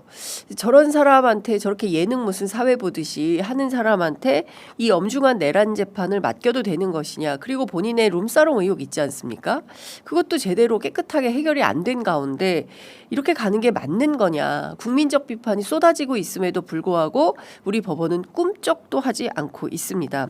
심지어 지규현 부장판사 지난 9월에 이런 얘기했어요. 12월 중에 재판을 종결하겠습니다. 네, 저도 한번 흉내 한번 내봤습니다. 그러다가 안 될 것 같으니까 지난 13일에는 내년 1월 12일로 다시 수정 공지를 했습니다. 판결문 작성 기간을 고려하면 윤석열 내란 수괴에 대한 1심 선고는 아마도 내년 2월에나 가능하지 않을까라는 전망이 나오고 있습니다. 구속만기 기일 여러분 다 알고 계시죠? 1월 18일입니다. 예를 들어서 그 전에 물론 이제 특검에서 당연히 추가 기소 저는 할 거라고 판단하는데 그게 아닌 상황이 된다면 풀려날 수도 있는 겁니다. 또다시 내란 수괴 윤석열 구속 취소로 한 번, 또 한 번은 구속 만기로 한 번, 두 번이나 풀려나서 자유의 몸으로 불구속 재판 받을 수도 있는 이런 상황이 되는 겁니다. 본인은 대충 재판하고 다른 부서로 인사이동하면 된다. 이런 무책임한 태도인 건 아닙니까? 그러지 않고서야 재판을 저렇게 세워라 내워라 하고 있는 건지 이해할 수가 없습니다. 반대로 한덕수 전 총리에 대한 재판은 상당히 속도를 내고 있습니다. 이진관처럼 좀 지규현 판사도 재판을 해라. 이렇게 비판이 있는 건데요. 이진관 재판부는 오는 26일 검찰의 구형을 듣는 결심 공판을 진행하고 내년 1월 21일 선고한다. 이런 방침을 세웠습니다. 한덕수 전 총리에 대한 선고가 내려지면 이른바 내란 재판의 기준선이 될 수 있습니다. 내란 중요 임무 종사자 방조범에 해당되기 때문에 수괴보다는 낮은 형이 나올 가능성이 매우 높다. 그럴 때 최소 그 이상이다라고 판단할 수 있는 거 아니겠습니까? 종범이 주범보다 형이 더 높을 수는 없는 거 아니겠습니까? 지금 이 내란의 주범은 윤석열, 나머지는 다 사실 주종 관계에서 종범의 위치에 있기 때문에요. 어떻게 나오는지 지켜보도록 하겠습니다. 다른 거 다 떠나서 내란 재판이 저런 방식으로 형해화되고 있다는 것은 국민들로서는 도무지 납득할 수 없는 상황이다라는 말씀을 드리겠습니다. 매우 고통스러운 나날을 보내고 있음에도 불구하고 그거는 우리 일이 아니야. 2시간짜리 비상계엄 어디 있었어? 잘 모르겠는데 그냥 정쟁 아니었어? 라는 식으로 우리 법원의 판사들이 여전히 판단하고 있는 것은 아닌가. 그렇다면 이건 매우 심각한 문제다라는 말씀을 안 드릴 수가 없습니다. 자, 두 번째 준비한 소식 우선 영상으로 보시겠습니다.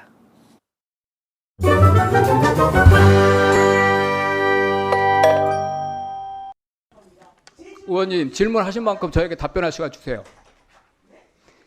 우리 딸을 거명해서 꼭 그렇게까지 할 필요가 없고요. 지금 생애 최초나 그런 그 청년들을 위한 대출을 줄인 거 없습니다. 뭘 줄였습니까? 예산 보십시오. 내년 정부 예산을 보면 정확하게 보세요. 실장님, 누가 뒤에서 좀 보완 좀 잘해주세요. 버팀목 대출. 자, 정리해 주십시오. 지금 예. 이상 삭감한 게 내년 예산 아닙니다. 부동산 시장이 안정되면 수요액도 주는 겁니다. 네. 정리해 부동산 시장이 주십시오. 안정되면요. 이 지역이 이전 정부에서 너무나 또 방만하게 운영된 걸 저희가 6.27 때 정리한 겁니다. 의원님 어떻게 그렇게 가족을 그럼 막 엮어가지고 그렇게 말씀하세요? 제 자, 딸도요. 정리해 주세요. 자, 정책시장도 그렇고 우리 제 딸도 저 김은혜 자, 의원님이 다음은 엮었잖아요. 박상혁 의원님 질의해 주시기 바랍니다. 아니 제 딸이 전세 그 갭 투자한다고 그런 식으로 자, 말씀하셨잖아요. 저 적당히 하세요. 공직자 아버지 둬가지고 뭐 평생 눈치 보고 살면서 전세 부족해서 그런 딸에게 자, 무슨 갭 투자 정책실장님. 무슨 말씀이세요 지금 의원님? 정책실장의 의원님이 말씀했잖아요. 우리 딸이 갭 투자 정책실장. 들어가 있다고. 제가 갭 투자 안 했다고 말씀드렸잖아요. 그 정도 하시라뇨. 아니 둘 다 사실 아닌 걸 가지고 왜 그러세요? 갭 투자 안 했어요. 자, 자 그만하시죠, 김은혜 의원님들. 지금 말씀하시면 의원님 하지 말라니까. 하지 말라니까. 가만 있어. 가만 있어 봐. 가만 있어. 정책실장. 안 되니까. 가만 있어 봐. 안 된다니까. 좀 가만 있어. 좀 대통령실. 가만 있어 봐요. 정책실장. 봐봐. 안 되니까. 그러면 안 돼요. 위증도 그렇고 말이죠. 안 된다니까 지금. 정책실장.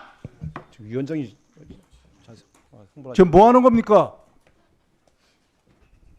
여기 정책실장 화냈는데 거는 것입니까? 송구합니다. 자, 죄송한데요. 근데 잠시들 저도 저 죄송합니다, 위원장. 근데 그 가족 문제는 서로 예민한 거 아닙니까? 그렇게 좀 그런 건 좀 이해해 주시기 바랍니다. 예. 정책시장 질문 하나 드리겠습니다. 갭 투자 하신 거 없죠? 갭 투자 아닙니다. 따님도 전세 살고 있죠. 예. 근데 왜 사실이 아닌 걸로 이렇게 공격을 받고 계신지 잘 모르겠습니다. 저는 우리 기국회가 가족까지는 좀 건들지 말았으면 좋겠다라고 하는데 동의합니다. 뭐 재산 한 270억 갖고 있는 의원들이 서민 청년 운운하는 것처럼 기가 찹니다. 실제로 본인 자녀는 미국에 스키장까지 있는 고급 보딩스쿨 보내놓고 서민을 애로에 대해서 말씀하시는데요. 그분들이 애로를 알겠습니까? 그리고 뭐 아들이 20살 되자마자 7억 원을 증여해가지고 뭐 증여세 다 냈다 떵떵거리는데 그 사람들이 정치하고 있으니까 올바른데 정책이 나오겠습니까? 그러니까 남 헐뜯는 것밖에 저는 안 한다고 보는 겁니다. 그런 차원에서 정책식에서 흥분하실 필요 없다고 생각을 합니다. 그런 정치는 뭐 국회에서 저는 끝내야 된다고 생각을 합니다. 제도적 문제 안 만들 수 있게끔 하는 부분에 대해서 그리고 가족 문제까지 거론해서 하는 부분 제가 전반적으로 유감스럽다는 말씀을 드리겠습니다. 아닙니다. 제가 뭐 자숙하겠습니다. 예. 네, 어제 열린 국회 운영위 회의에서 국민의힘 김은혜 의원이 김용범 대통령실 정책실장의 딸을 엮어서 갭 투자 의혹을 제기했습니다. 이 정부가 말하는 일명 갭 투자로 집을 사지 않았냐. 이제 일단 사실관계가 틀린 건데요. 이렇게 묻자 김 실장은 갭 투자가 아니고 전세고 이미 중도금도 다 치렀습니다라고 밝혔습니다. 원래 이렇게 말씀을 굉장히 매끄럽게 하시는 분인데 살짝 흥분도 하고 당황도 하시고 그런 것 같습니다. 이게 가족 문제가 나오니까 아무래도 이게 뭐라 그래야 됩니까? 평상심 유지가 잘 안 됐던 이런 측면은 있었던 것 같습니다. 그러자 김은혜 의원이 따님과 청년들에게 임대주택에 살라고 하고 싶냐? 이렇게 조롱성 질문을 던졌습니다. 그러자 김용범 실장은 제 가족에 대해서 그런 식으로 엮지 말았지 말아라. 꼭 딸을 거명할 필요가 없지 않느냐. 이제 이렇게 반박을 했습니다. 그러니까 청년주택, 신혼부부 주택 이런 공공임대와 관련해서 정책을 물으면 되지. 당신 딸 갭 투기로 집 산 거 아니야? 뭐 이렇게 할 이유는 없는 거 아니냐. 그리고 따님과 청년들에게 임대주택에 살라고 하고 싶으냐 이렇게 질문하는 것 자체가 좀 어불성설 아닌가라는 생각이 좀 들기도 하는데요. 그 얘기는 좀 이따 말씀을 좀 드리기로 하고 그 사이에 김은혜 의원이 또 얘기합니다. 역지사지하시라라고 공격을 했고요. 김 실장은 왜 가족을 엮습니까? 라고 설전을 벌였습니다. 앞서 보신 영상대로 소란이 커지자 김병기 운영위원장의 고성 끝에 상황은 마무리가 되었는데요. 관련해서 현장에 있었던 운영위, 국회 운영위원들에게 제가 밤사이 전화 취재를 했습니다. 다들 매우 씁쓸하다라는 입장을 전했는데요. 무엇보다 김은혜 의원의 태도에 대해서 문제 지적을 하는 국회의원들이 많이 있었습니다. 참 나쁘다. 그렇게까지 할 악의적인 질문을 해야 되는 이유가 뭔지 모르겠다. 좀 그렇더라. 이제 이런 말씀들을 전해 주셨는데요. 물론 그 얘기도 합니다. 김용범 실장, 김은혜 의원의 설전 가운데 대통령실 특활비 예산이 쓱 통과돼 버렸다. 무쟁점 통과였다. 이렇게 후문을 전해 주기도 합니다. 막 소란스러운 가운데 예산은 쓱 통과가 된 거예요. 그런 측면에서 보면 잘된 면도 있네 뭐 이렇게 얘기하는 조국혁신당 신장식 의원의 전언도 있었습니다. 관련해서 오늘 보도를 쭉 살펴보니까 많은 언론들이 이렇게 이른바 주제를 잡고 있습니다. 왜 내 딸 건드려? 딸 전세 건드리니 발끈. 따님 전세 사시죠? 발끈. 송원석, 김용범 아나무인 국민무시처사 이렇게 쓰고 있습니다. 국힘 김용범 재발절인 듯 분노. 정책 실패 자인. 왜 딸을 건드려? 김용범의 경로. 정책실장 3번 외치자 멈췄다. 그러니까 전반적으로 딸 정책 실패, 국민무시, 아나무인, 김용범의 잘못 이렇게 귀착되는 보도를 하고 있는 것입니다. 제가 잘 생각을 해봤습니다. 이 사건의 본질은 무엇일까?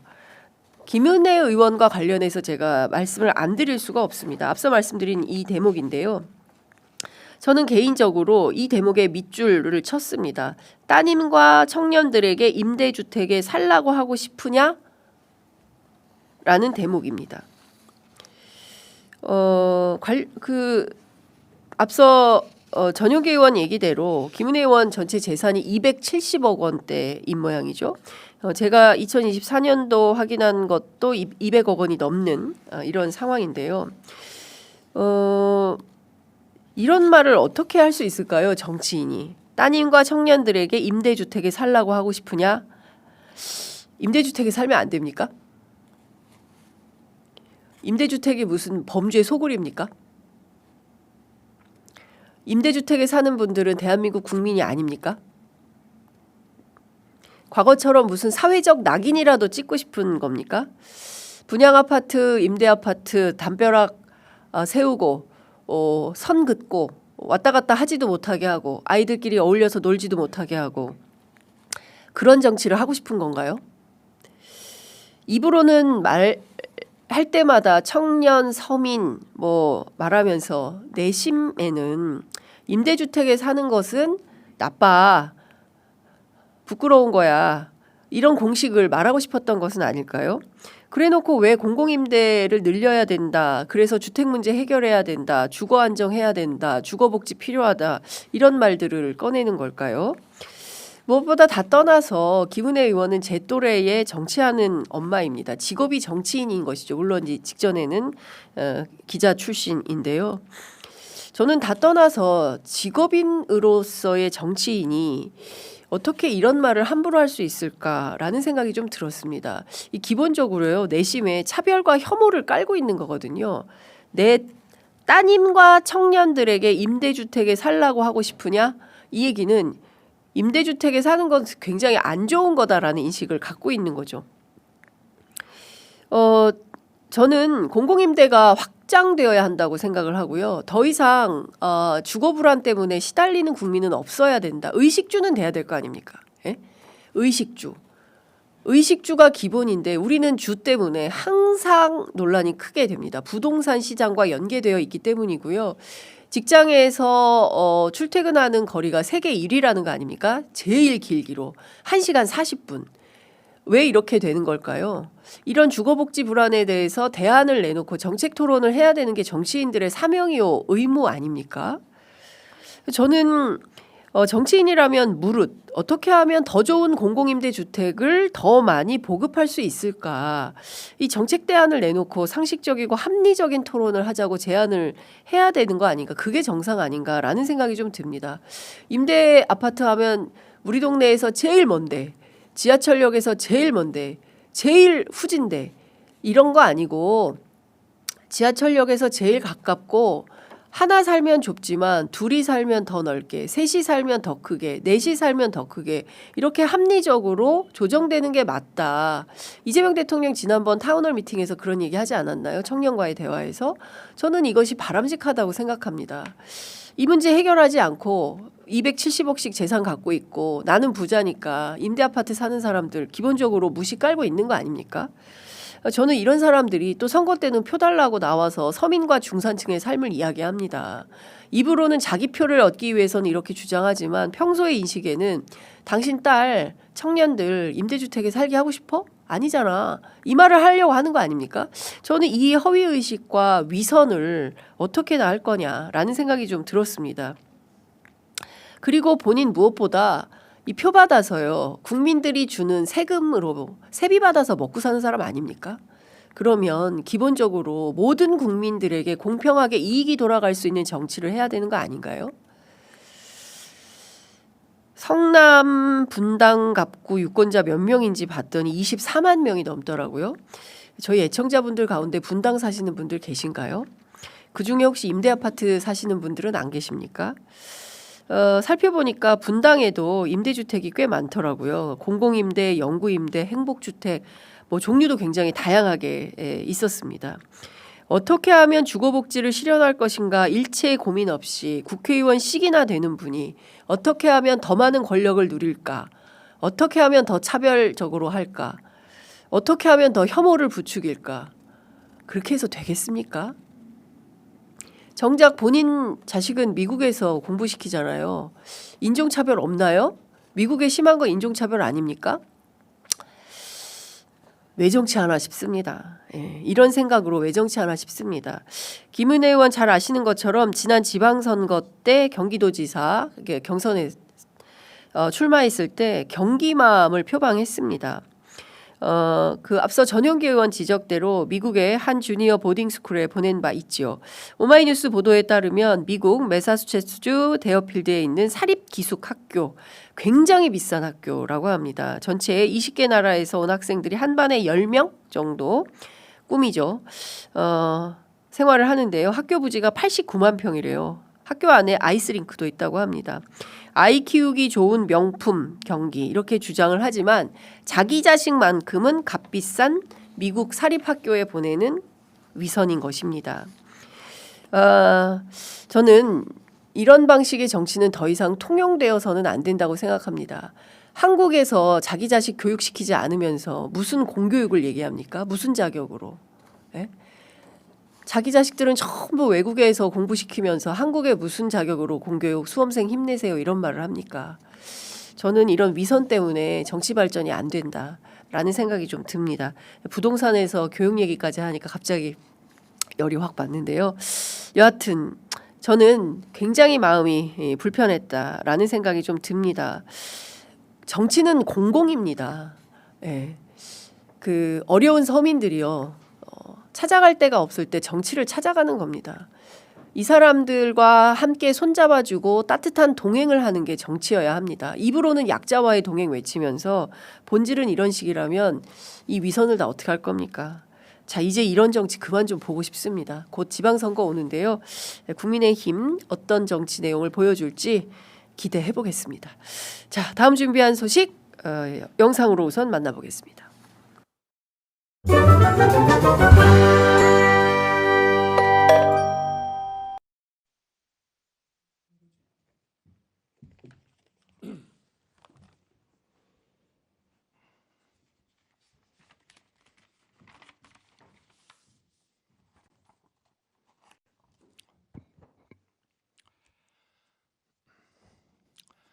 존경하는 국민 여러분, 저는 대통령으로서 피를 토하는 심정으로 국민 여러분께 호소드립니다. 지금까지 국회는 우리 정부 출범 이후 22건의 정부 관료 탄핵 소추를 발의하였으며 지난 6월 22대 국회 출범 이후에도 10명째 탄핵을 추진 중에 있습니다. 파렴치한 종북 반국가 세력들을 일거에 척결하고 자유헌정 질서를 지키기 위해 비상계엄을 선포합니다.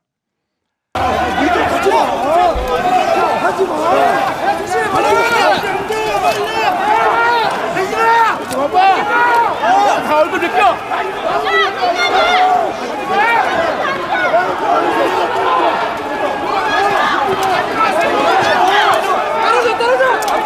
떨어져! 움직이지 마! 떨어져! 뭐라고! 떨어져! 움직이지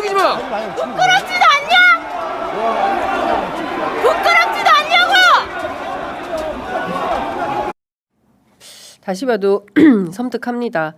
조은석 내란 특검팀이 내란 속의 윤석열을 일반 이적 혐의로 기소하면서 공소장에 적시된 내용을 조선일보가 오늘 단독 보도했습니다. 내란 속의 윤석열 취임 반년 만인 2022년 11월 대통령 관저에서 열린 국민의힘 지도부 만찬에서 김종혁 당시 국민의힘 비상대책위원 등에게 나에게는 비상대권이 있다. 싹 쓸어버리겠다. 내가 총살을 당하는 한이 있어도 다 싹 쓸어버리겠다. 이런 취지로 말했다고 특검은 공소장에 담았다고 합니다. 뿐만 아닙니다. 그러니까 내란 속의 윤석열 머릿속에는 본인이 총살을 당하는 한이 있어도 좀 기가 막히긴 한데요. 생각보다 굉장히 일찍부터 비상계엄을 염두에 두고 정치를 시작한 것이다. 대통령의 임기가 지난 지 불과 6개월도 안 돼서 이런 주장을 했다는 겁니다. 뿐만 아니죠. 지난해 7월 미국 워싱턴에서 열린 나토 정상회의에 참석하는 길에 하와이를 방문했을 때도 당시 경호처장 김용현 전 국방부 장관과 강호필 당시 합참 차장에게 한동훈은 빨갱이다 이렇게 말을 하고 민주당에 대해 욕설을 섞은 비난을 하면서 군이 참여해야 되는 것 아니냐 이런 말을 했다는 겁니다.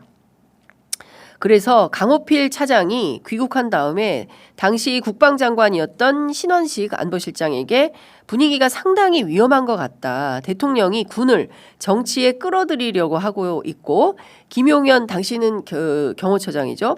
위험한 발언을 하면서 동조를 강요하니 난 이제 그만 전역하고 싶다. 이렇게 보고를 했다는 거예요.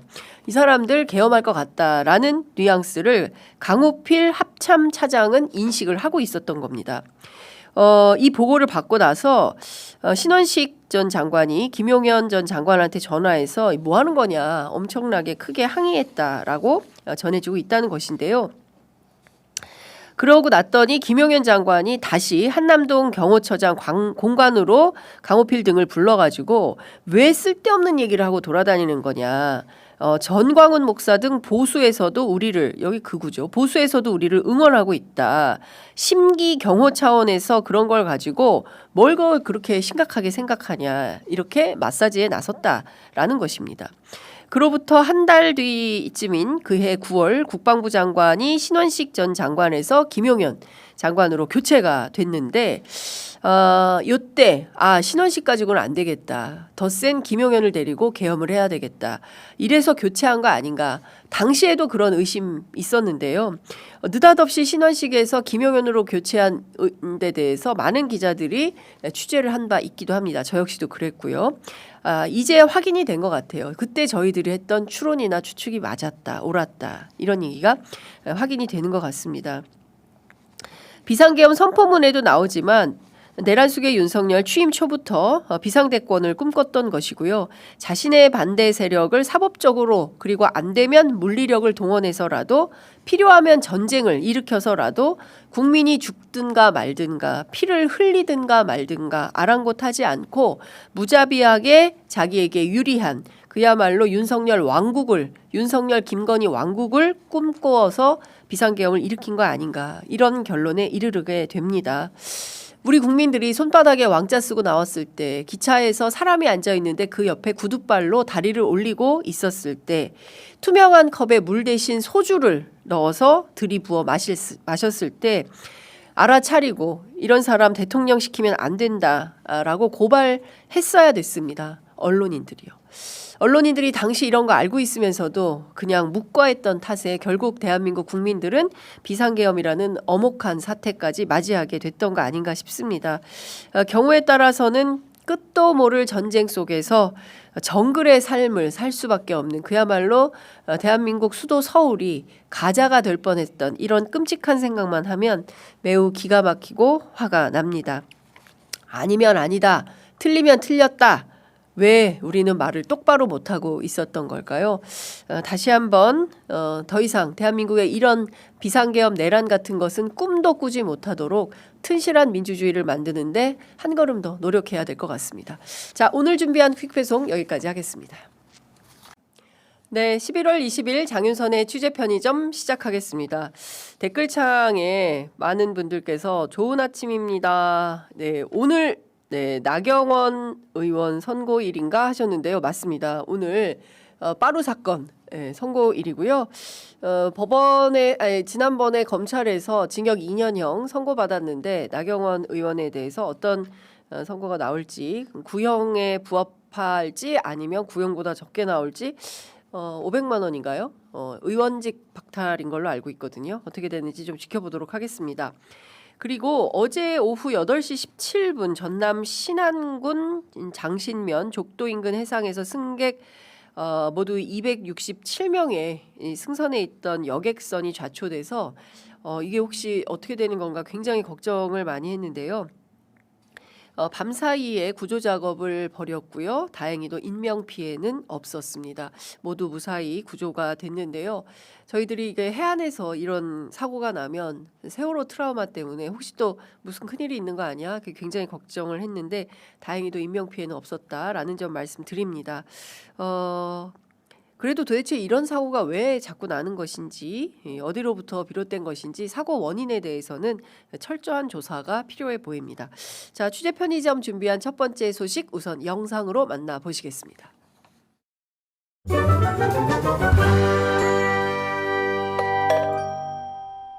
법정 질서 위반 행위에 대해서는 다음과 같이 진행합니다. 먼저 1차로 경고를 하고 2차로 퇴정 명령을 하고요. 3차로 감치 등을 위한 구속을 하도록 하겠습니다. 네, 그럼에도 불구하고 부족하면은 형법상의 법정 모욕죄로 고발하도록 하겠습니다. 법정 모욕죄는 형법에 있습니다. 형법 138조 법정 모욕죄가 있고요. 누구십니까?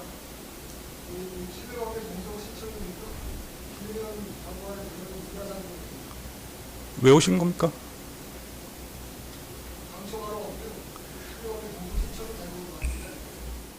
자, 거부를 합니다. 거부했고요. 이 법정은 방청권이 있어야만 볼 수가 있습니다. 퇴정하십시오. 네. 퇴정하십시오. 지금 명합니다.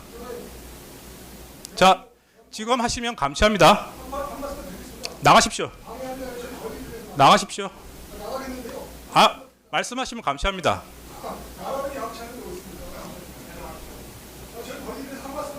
나가십시오. 자, 감시합니다. 감시합니다. 그 구검 장소에다 유치하도록 하겠습니다. 감시합니다.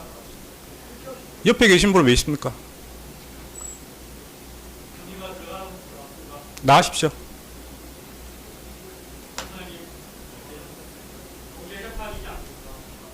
법정을 그렇게 운영하지 않습니다. 나가십시오. 방청권이 있는 분만 들어올 수 있습니다. 바로 안 나가시면 감시합니다. 역사의 길이 남을 장면이어서 제가 꼽아봤습니다. 서울중앙지법 형사합의 25부 직위원 재판부에서는 절대로 볼 수 없는 장면이 형사합의 33부 이진관 재판부에서는 저렇게 벌어진 것입니다. 앞서 보신 장면은 어제 있었던 김용현 전 국방부 장관의 변호인들에게 법정 질서 위반을 이유로 감치 15일을 선고하는 그런 장면인데요. 관련해서 이 재판에서 김용현 측 변호인들은 신뢰관계인 동석권을 신청했습니다. 그렇지만 이진관 재판장은 동석 요건에 해당하지 않는다 이렇게 판단을 한 건데요. 신뢰관계 동석인 제도라는 게 뭐냐 이제 궁금하실 것 같은데요. 이게 어떤 거냐면 형사사건 있지 않습니까? 민사 말고 형사사건에서 범죄 피해자가 수사나 재판 과정에서 불안을 느끼지 않도록 좀 그러니까 조력하는 그런 역할을 하는 사람이 동석할 수 있도록 허용하는 제도입니다. 주로는 배우자, 부모, 직계, 친족 등이 해당이 되는데요. 13세 미만이거나 그러니까 아동 또는 심신미약 상태 이런 상태에 있는 피해자들이 증언을 할 때 또는 장애가 있는 경우에 이런 경우에 해당이 됩니다. 주로 최근에 재판을 많이 참석했던 분들은 주로 미성년자 재판에서 부모가 아이 옆에 앉아 있는 이런 경우를 말한다라고 하죠. 그런데 여러분 김용현 전 국방부 장관을 이런 13세 미만이거나 심신미약이거나 장애가 있거나 미성년자거나 이렇게 판단할 수 있습니까? 누가 보더라도 상식을 넘는 수준의 요구입니다. 따라서 당연히 이진관 재판장도 불허 처분을 내린 것입니다. 그럼에도 재판장에서 앞서 보신 영상대로 어떻습니까? 말하지 말라고 하는데도 계속 말하고 한마디만 하겠다고 계속 얘기하지 않습니까? 이렇게 소란을 피우자 감치를 명령한 것입니다. 법원조직법 제61조 1항을 보면요. 법원은 직권으로 법정 내외에서 폭언, 소란 등의 행위로 법원의 심리를 방해하거나 재판의 위신을 현저하게 훼손한 사람에 대하여 결정으로 20일 이내에 감치에 처하거나 100만 원 이하의 과태료를 부과할 수 있도록 되어 있습니다. 법정 안에서 특히 변호인들이 의뢰인이 동석한 가운데 변호인이 출석해서 저렇게 재판장을 어지럽히는 일은 좀채 없는 일입니다. 매우 이례적인 일인데요. 그렇기 때문에 김용현 전 장관의 변호인들이 감치 대상이 됐던 것입니다. 계속 끼어들고 누군지 모를 사람을 하고 특검과 검사들에 대한 막말을 하고 그래도 아무런 제지가 없던 지규현 재판부에서 익숙해 있던 사람들이 변호인들이 자 이진관 재판부에서도 통하지 않을까 싶어서 도발하다 된통 당한 격이다. 저는 개인적으로 이런 판단을 하고 있습니다. 감치 보름 처분 받은 변호인들이 다음에도 똑같이 하면 어떻게 될까요? 저는 이번에는 더 세게 한다 이렇게 생각합니다. 다음은 20일이다. 이렇게 판단을 하는데요. 특이한 점은 두 변호인이 감치 선고 후에 서울구치소로 이동을 했거든요. 그런데 인적 사항이 특정되지 않았다는 이유로 밤사이 석방이 됐습니다. 서울중앙지법은 언론 배포를 통해서 감치 장소로 지정된 서울구치소에서 위반자들의 인적 사항이 특정되지 않았다는 이유로 수용을 거부했다라고 하면서 이에 재판부는 집행이 곤란하다고 판단해서 감치 재판 관련 집행명령을 정지하고 위반자들의 석방을 명했다. 밤사이에 두 변호인이 풀려나게 된 것이죠. 관련해서 어떻게 된 것인지 궁금해서 제가 여러 변호사들 전화통화를 오늘 아침에 해서 확인 취재를 했더니요. 우리 똘똘한 김규현 변호사가 이런 설명을 해줬습니다. 형사소송규칙 95조에 따르면 신분을 잘 모를 때 인상이나 체격 뭐 이런 것들을 써놓게 되는데요. 이를테면 이렇다라는 겁니다. 뭐 얼굴은 까무잡잡하고 키는 뭐 펀치하게 크고 뭐 통통한 체구는 통통하다 뭐 이런 식으로 인적 사항을 정리해 둔다는 것이죠. 근데 그것만으로도 특정이 안 된다. 왜냐하면 이 두 변호사가 끝까지 서울구치소에 본인의 뭐 이를테면 주민등록증, 신분증을 내거나 뭐 이름이 어디요, 주소가 어디요, 뭐 주민번호가 어떻게 된다 이런 말을 끝까지 확인을 안 해준 것입니다. 그러니까 서울구치소에서는 인적사항이 특정되지 않았으니까 이 사람들을 감치해 놓을 수가 없는 것이죠.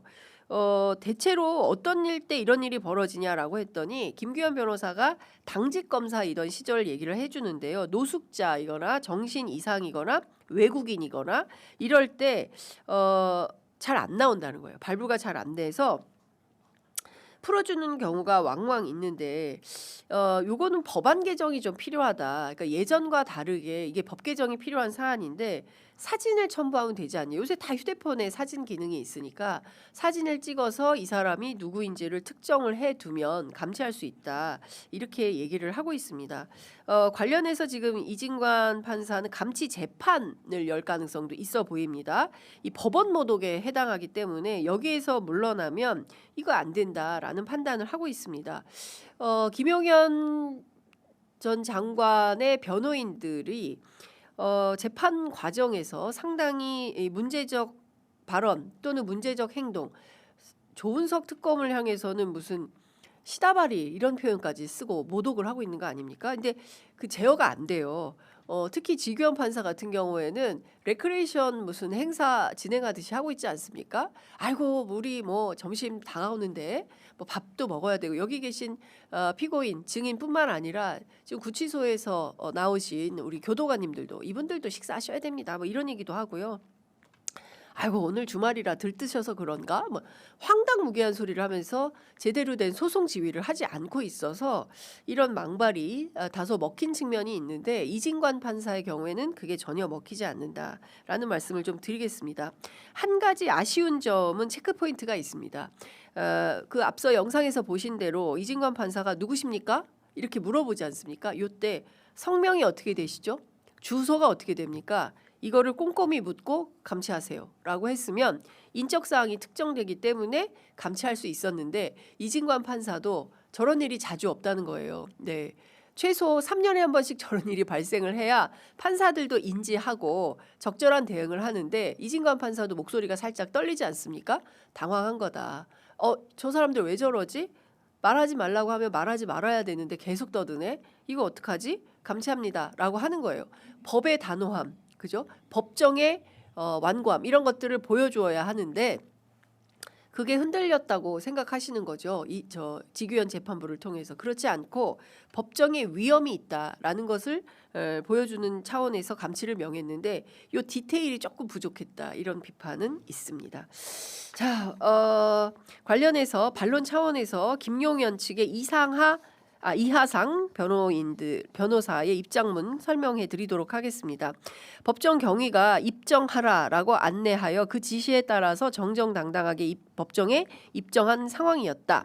감치 처분 자체는 명백한 불법이다. 불법적인 직권남용 행위에 대하여 재판장 이진관 개인과 대한민국을 상대로 권리 보호를 위한 민형사상 모든 조치를 취하겠다. 이렇게 밝혔습니다. 어떻게 될지는 지켜보도록 하겠습니다. 자, 다음 준비한 영상 보시겠습니다. 네, 이 사건 증인으로 나오셨습니다. 네, 증언을 거부할 수 있는 경우가 있는데 증언 내용 때문에 증인 본인이나 증인의 친족이 형사처벌 받을 염려가 있을 때는 증언을 거부할 수 있고요. 업무상 비밀과 관련될 때도 증언을 거부할 수 있습니다. 해당 사항이 있으면 저한테 말씀하시면 증언 거부가 가능한지 말씀을 드리겠습니다. 예, 지금 이 사건과 거의 비슷한 내란 중요 혐의 종사로 지금 재판 진행 중에 있습니다. 네, 내용 알고 있습니다. 네, 선서를 하셔야 됩니다. 선서 거부권이 없습니다. 형사재판에서는. 민사재판에서는 선서 거부에 관한 규정이 있는데 형사재판에는 선서 무능력자 외에는 제한 규정이 없습니다. 그래서 모든 분들은 선서를 하셔야 됩니다. 그것은 이제 해석 나름일 것 같습니다. 형사소송 160조에 의하면은 정당한 사유가 있을 경우에는 선서를 거부할 수 있는 취지로 해석이 되기 때문에 저는 선서하지 않겠습니다. 그러면 제재를 가하겠습니다. 네, 그러십시오. 네, 과태료 50만 원에 처합니다. 네, 자리에 앉으세요. 네, 어제 한덕수 재판에 증인들이 여럿 나왔죠. 앞서 보신 것처럼 김용현 그리고 이상민 그리고 원래 불출석하겠다고 통보했다가 갑자기 구인하겠다라는 그 법원의 판단이 나오자 서둘러서 온 윤석열 고소시까지 저희가 묶어서 보도해 드리려고 하는데요. 어제 재판에 증인으로 채택돼서 출석한 이상민 전 행안부 장관 그리고 김용현 전 국방부 장관 두 사람 모두 증인 선서를 거부했습니다. 사실 증인 선서를 거부하는 이유는 본인 재판에 불리하기 때문에 말하지 않겠다. 이제 이런 태도인 건데요. 관련해서 이진관 판사가 형사재판에서 선서 거부는 있을 수 없다며 과태료 50만 원을 부과했습니다. 왜 50만 원밖에 안 되지? 500만 원, 전날은 500만 원 부과했는데 이렇게 비판하실 수 있는데요. 형사소송법 제161조 선서 증언 거부와 과태료 조항이 있습니다. 증인이 정당한 사유 없이 선서나 증언을 거부한 때에는 결정으로 50만 원 이하의 과태료에 처할 수 있다. 이렇게 되어 있습니다. 그러니까 최고 처분이 50만 원인 것입니다. 이 법이 언제 됐냐? 개정됐냐? 1995년 12월 29일에 개정이 됐어요. 그 이후로 한 번도 바뀌지 않았습니다. 30년째 그 자리다 이렇게 볼 수 있을 것 같은데요. 물가 상승분을 반영한다면 최소 5배는 올려야 되는 거 아닌가라는 합리적 판단을 하게 됩니다. 제가 조금 더 찾아봤더니요. 1995년에 짜장면 가격이 2,000원이었더라고요. 2,000원에서 2,500원. 그리고 올해 짜장면 가격은 8,000원에서 10,000원대입니다. 과태료 이것도 법 개정이 필요하다라는 생각이 좀 듭니다. 만약에 이분들이요 법정에서 선서도 하고 증언도 했다면 우리가 여기까지 꼼꼼히 따지지 않아도 되겠죠. 그런데 법을 잘 아는 법자랄 법기술자들이기 때문에 법기술을 부리면서 사실상 나 증인 선서 안 해, 선서 거부 이렇게 해버리는 것이죠. 대단히 모렴치하고 매우 부도덕한 위정자들이었구나라는 것이 법정에서 또 한 번 확인이 되는 것입니다. 잘 아시는 것처럼 이상민 장관 판사 출신입니다. 내란 특검팀 어제 질문에 대부분 답변하지 않았고요. 아시는 것처럼 헌재 출석해서는 거짓말도 많이 하지 않았습니까? 핵심은 언론사 단전단수입니다. 여러분들 기억하시는 영상 있으시죠? 헌재 출석 또 국회 출석해서 이렇게 멀리 보니까 저기 문건이 있는데 거기 보니까 언론사 단전단수가 써 있더라고요. 그 소방청장한테 간 거다. 자기가 전화하거나 지시하거나 한 적이 없다. 그런데 어떻게 됐습니까? 우리가 CCTV 다 보지 않았습니까? 그 내용을 보면 이상민 행안부 장관의 동선과 행동이 정확하게 다 디지털 기록으로 남아있다라는 말씀을 드릴 수 있습니다. 소방청장에게 전화한 것은 단전단수 지시가 아니면 대상이 되는 언론사 5곳을 말할 필요가 없지 않느냐 이런 질문에 대해서 이상민 전 장관은 이렇게 대답을 했습니다. 이게 한덕수 전 총리 재판하고 무슨 상관이 있습니까? 이렇게 되치기를 했습니다. 한덕수 재판인데 왜 이상민 얘기를 묻느냐, 적절하지 않다. 다소 짜증 섞인 반응을 보이기도 했습니다. 이 재판 1시간 만에 마무리가 됐는데요. 앞서 보신 영상대로 이진관 판사 이렇게 이야기합니다.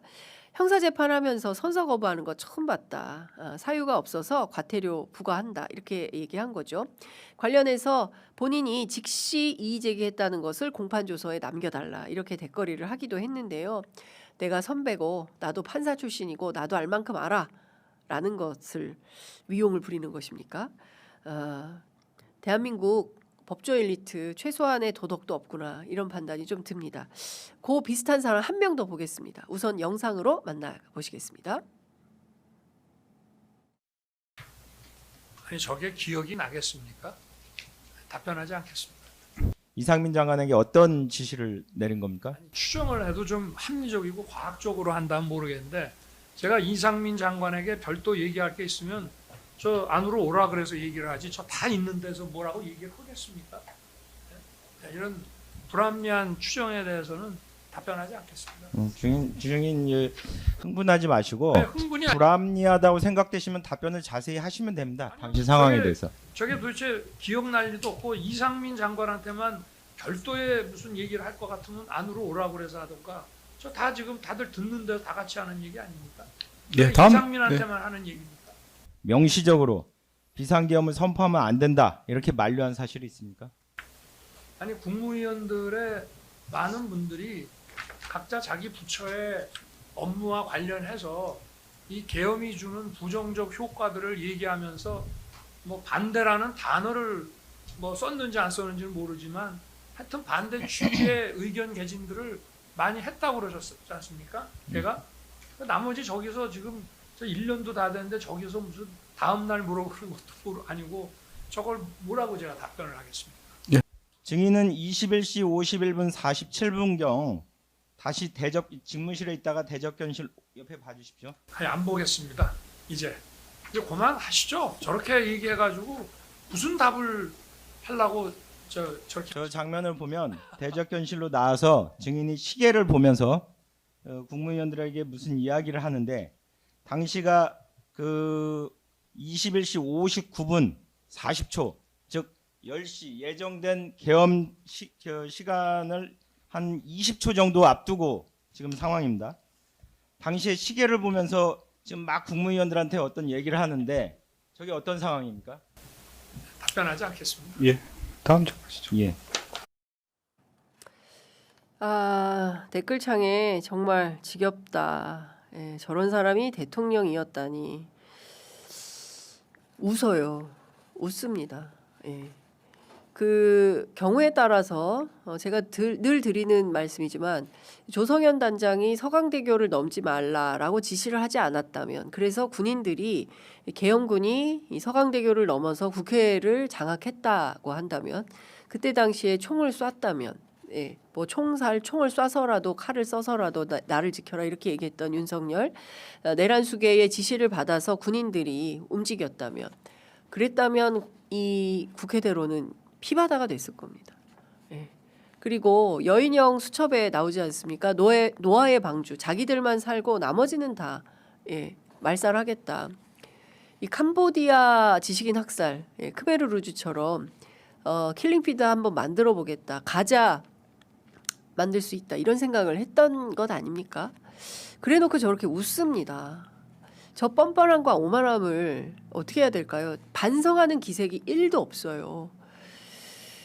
자, 이 재판의 초반에는 불출석하겠다고 사유서를 제출했습니다. 그러다가 이진관 재판부가 강제 구인 영장 집행을 예고하자 돌연 입장을 바꿔서 저렇게 재판정에 출석을 한 후에 웃으면서 답변하지 않겠습니다. 아이고 뭐 과학적으로 얘기를 해라. 뭐 이런 식의 얘기를 하면서 상당히 거만하고 위압적인 행동을 하고 있습니다.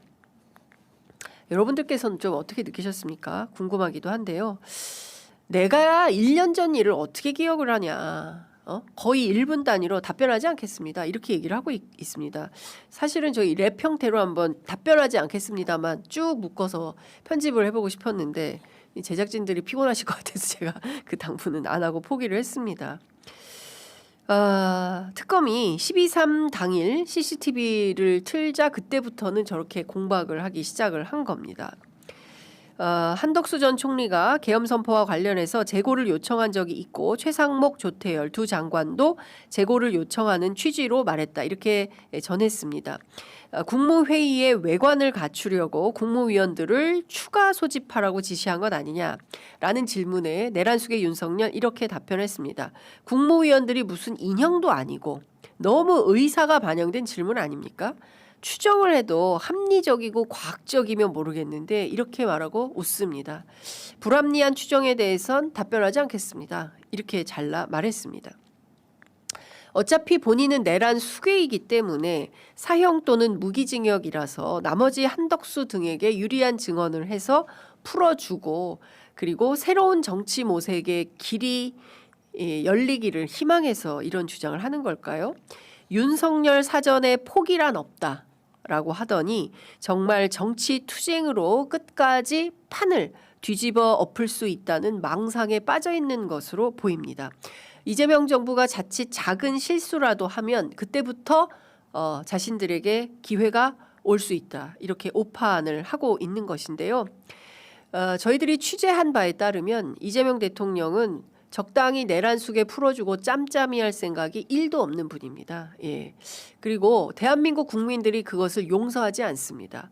과거에 우리 역사가 80년간 뒤틀린 가장 큰 이유는 친일 청산 제대로 하지 못하고 반민특위가 형해화되면서 군사 독재가 활항하고 그 속에서 대한민국 국민들이 일어나서 87년 6월 민주항쟁, 5.18, 87, 촛불, 응원봉 계속 이어진 시민혁명을 해온 거 아니겠습니까? 역사 앞에 준엄한 심판이 기다리고 있음에도 불구하고 언젠가는 자신이 보석으로 또는 만기, 구속 만기로 풀려날 수 있다라는 망상에 빠져 있는 것 같습니다. 착각은 자유지만 현실에서는 불가하다라는 말씀을 드립니다.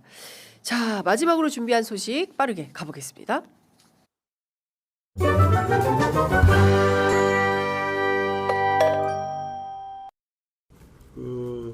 첫째로 그 당내에 있었던 일을 가지고 지나치게 과다하게 언론에서 반응해 주시는 부분에 대해서는 제가 조금 자제해 주시기를 부탁드린다는 말씀을 드립니다. 본인이 이 사과의 뜻을 밝혔고 또 당대표가 엄중 문책을 했기 때문에 아마 그렇게 정리되지 않을까 싶고, 그리고 원내 대표로서 당대표가 이미 엄중하게 질책을 했는 사안에 대해서 추가적으로 왈가왈부하는 것은 조금 적절치는 않아 보이는 측면이 있다는 점을 말씀드리겠습니다. 당내 전체에서 나온 거라기보다는 한 분의 혹시 뭔가 그 직접 사과나 이렇게 좀 전달을 받으셨는지. 받은 바 없습니다. 그리고 혹시 어제 이제 성문석 원내대표님도 뭐 자그마한 일이라는 좀 표현을 쓰시면서 좀 비판을 받고 계신데 혹시 이렇게 대표에서 나오셨으니까 그에 대한 좀 생각이 어떠신지도 좀 궁금합니다. 같은 이제 원내에서 일하는 제가 후배 의원이겠죠? 후배 의원으로서는 부디 그것이 이제 갑작스러운 질문에 대한 당황하심이 드러나서 이렇게 경황이 없으셔서 그렇게 얘기하셨던 거였으면 하는 바람이 있습니다. 네, 국민의힘 박민영 미디어 대변인, 극우 유튜버 전한길 씨, 그리고 심지어 국민의힘 원내와 당 지도부에 이르기까지 김혜지 국민의힘 의원을 상대로 한 혐오 막말 발언이 도를 넘고 있습니다. 심지어 전한길 씨는 좌파에서 박민영 대변인을 악마화하고 있다, 이렇게 주장을 하고 있는데요. 뿐만 아니라 김혜지 의원 같은 게 있으니 국민의힘 지지율이 떨어진다, 숙청해야 한다, 이런 등의 주장을 하고 있습니다. 제가 숙청이라는 단어는 주로 북한에서 많이 듣던 발언인데 이런 주장을 대한민국 극우들이 하고 있는 것이죠. 전한길 씨는 한동훈 손잡고 윤석열 등에 칼 꽂은 자가 바로 김혜지다. 내란 특검팀 만들 때 윤석열 대통령 죽이라고 민주당 손을 잡은 게 바로 김예지 친한파다, 이런 주장을 하고 있습니다. 사실은 이런 발언을 옮기는 것조차도 민망합니다. 그리고 황당한 것이죠. 저는 정치가 포용적이지 않으면 그 정치는 망한다고 생각합니다. 예, 소수자, 장애인, 그리고 필요한 모든 인원들을 함께 해야, 그래야 파이가 커지는 거 아니겠습니까? 그런데 이렇게 차별적 언어를 아무렇지도 않게 쓰고 게다가 원내 지도부라는 사람, 그리고 또 당 대표라는 사람이 나서서 뭐가 문제야? 예. 이렇게 나오면 이것은 진짜 그 납득불가 지경이다라는 생각이 좀 듭니다. 더 심각한 문제는 이런 상황으로 가고 있음에도 불구하고 내부에 아무런 성찰도 반성도 없다는 것입니다. 적반하장도 유만부동이다, 이런 생각이 듭니다. 국민의힘 사태 매우 심각하다라는 말씀 드리면서 오늘 준비한 퀵배송 여기서 마무리하도록 하겠습니다.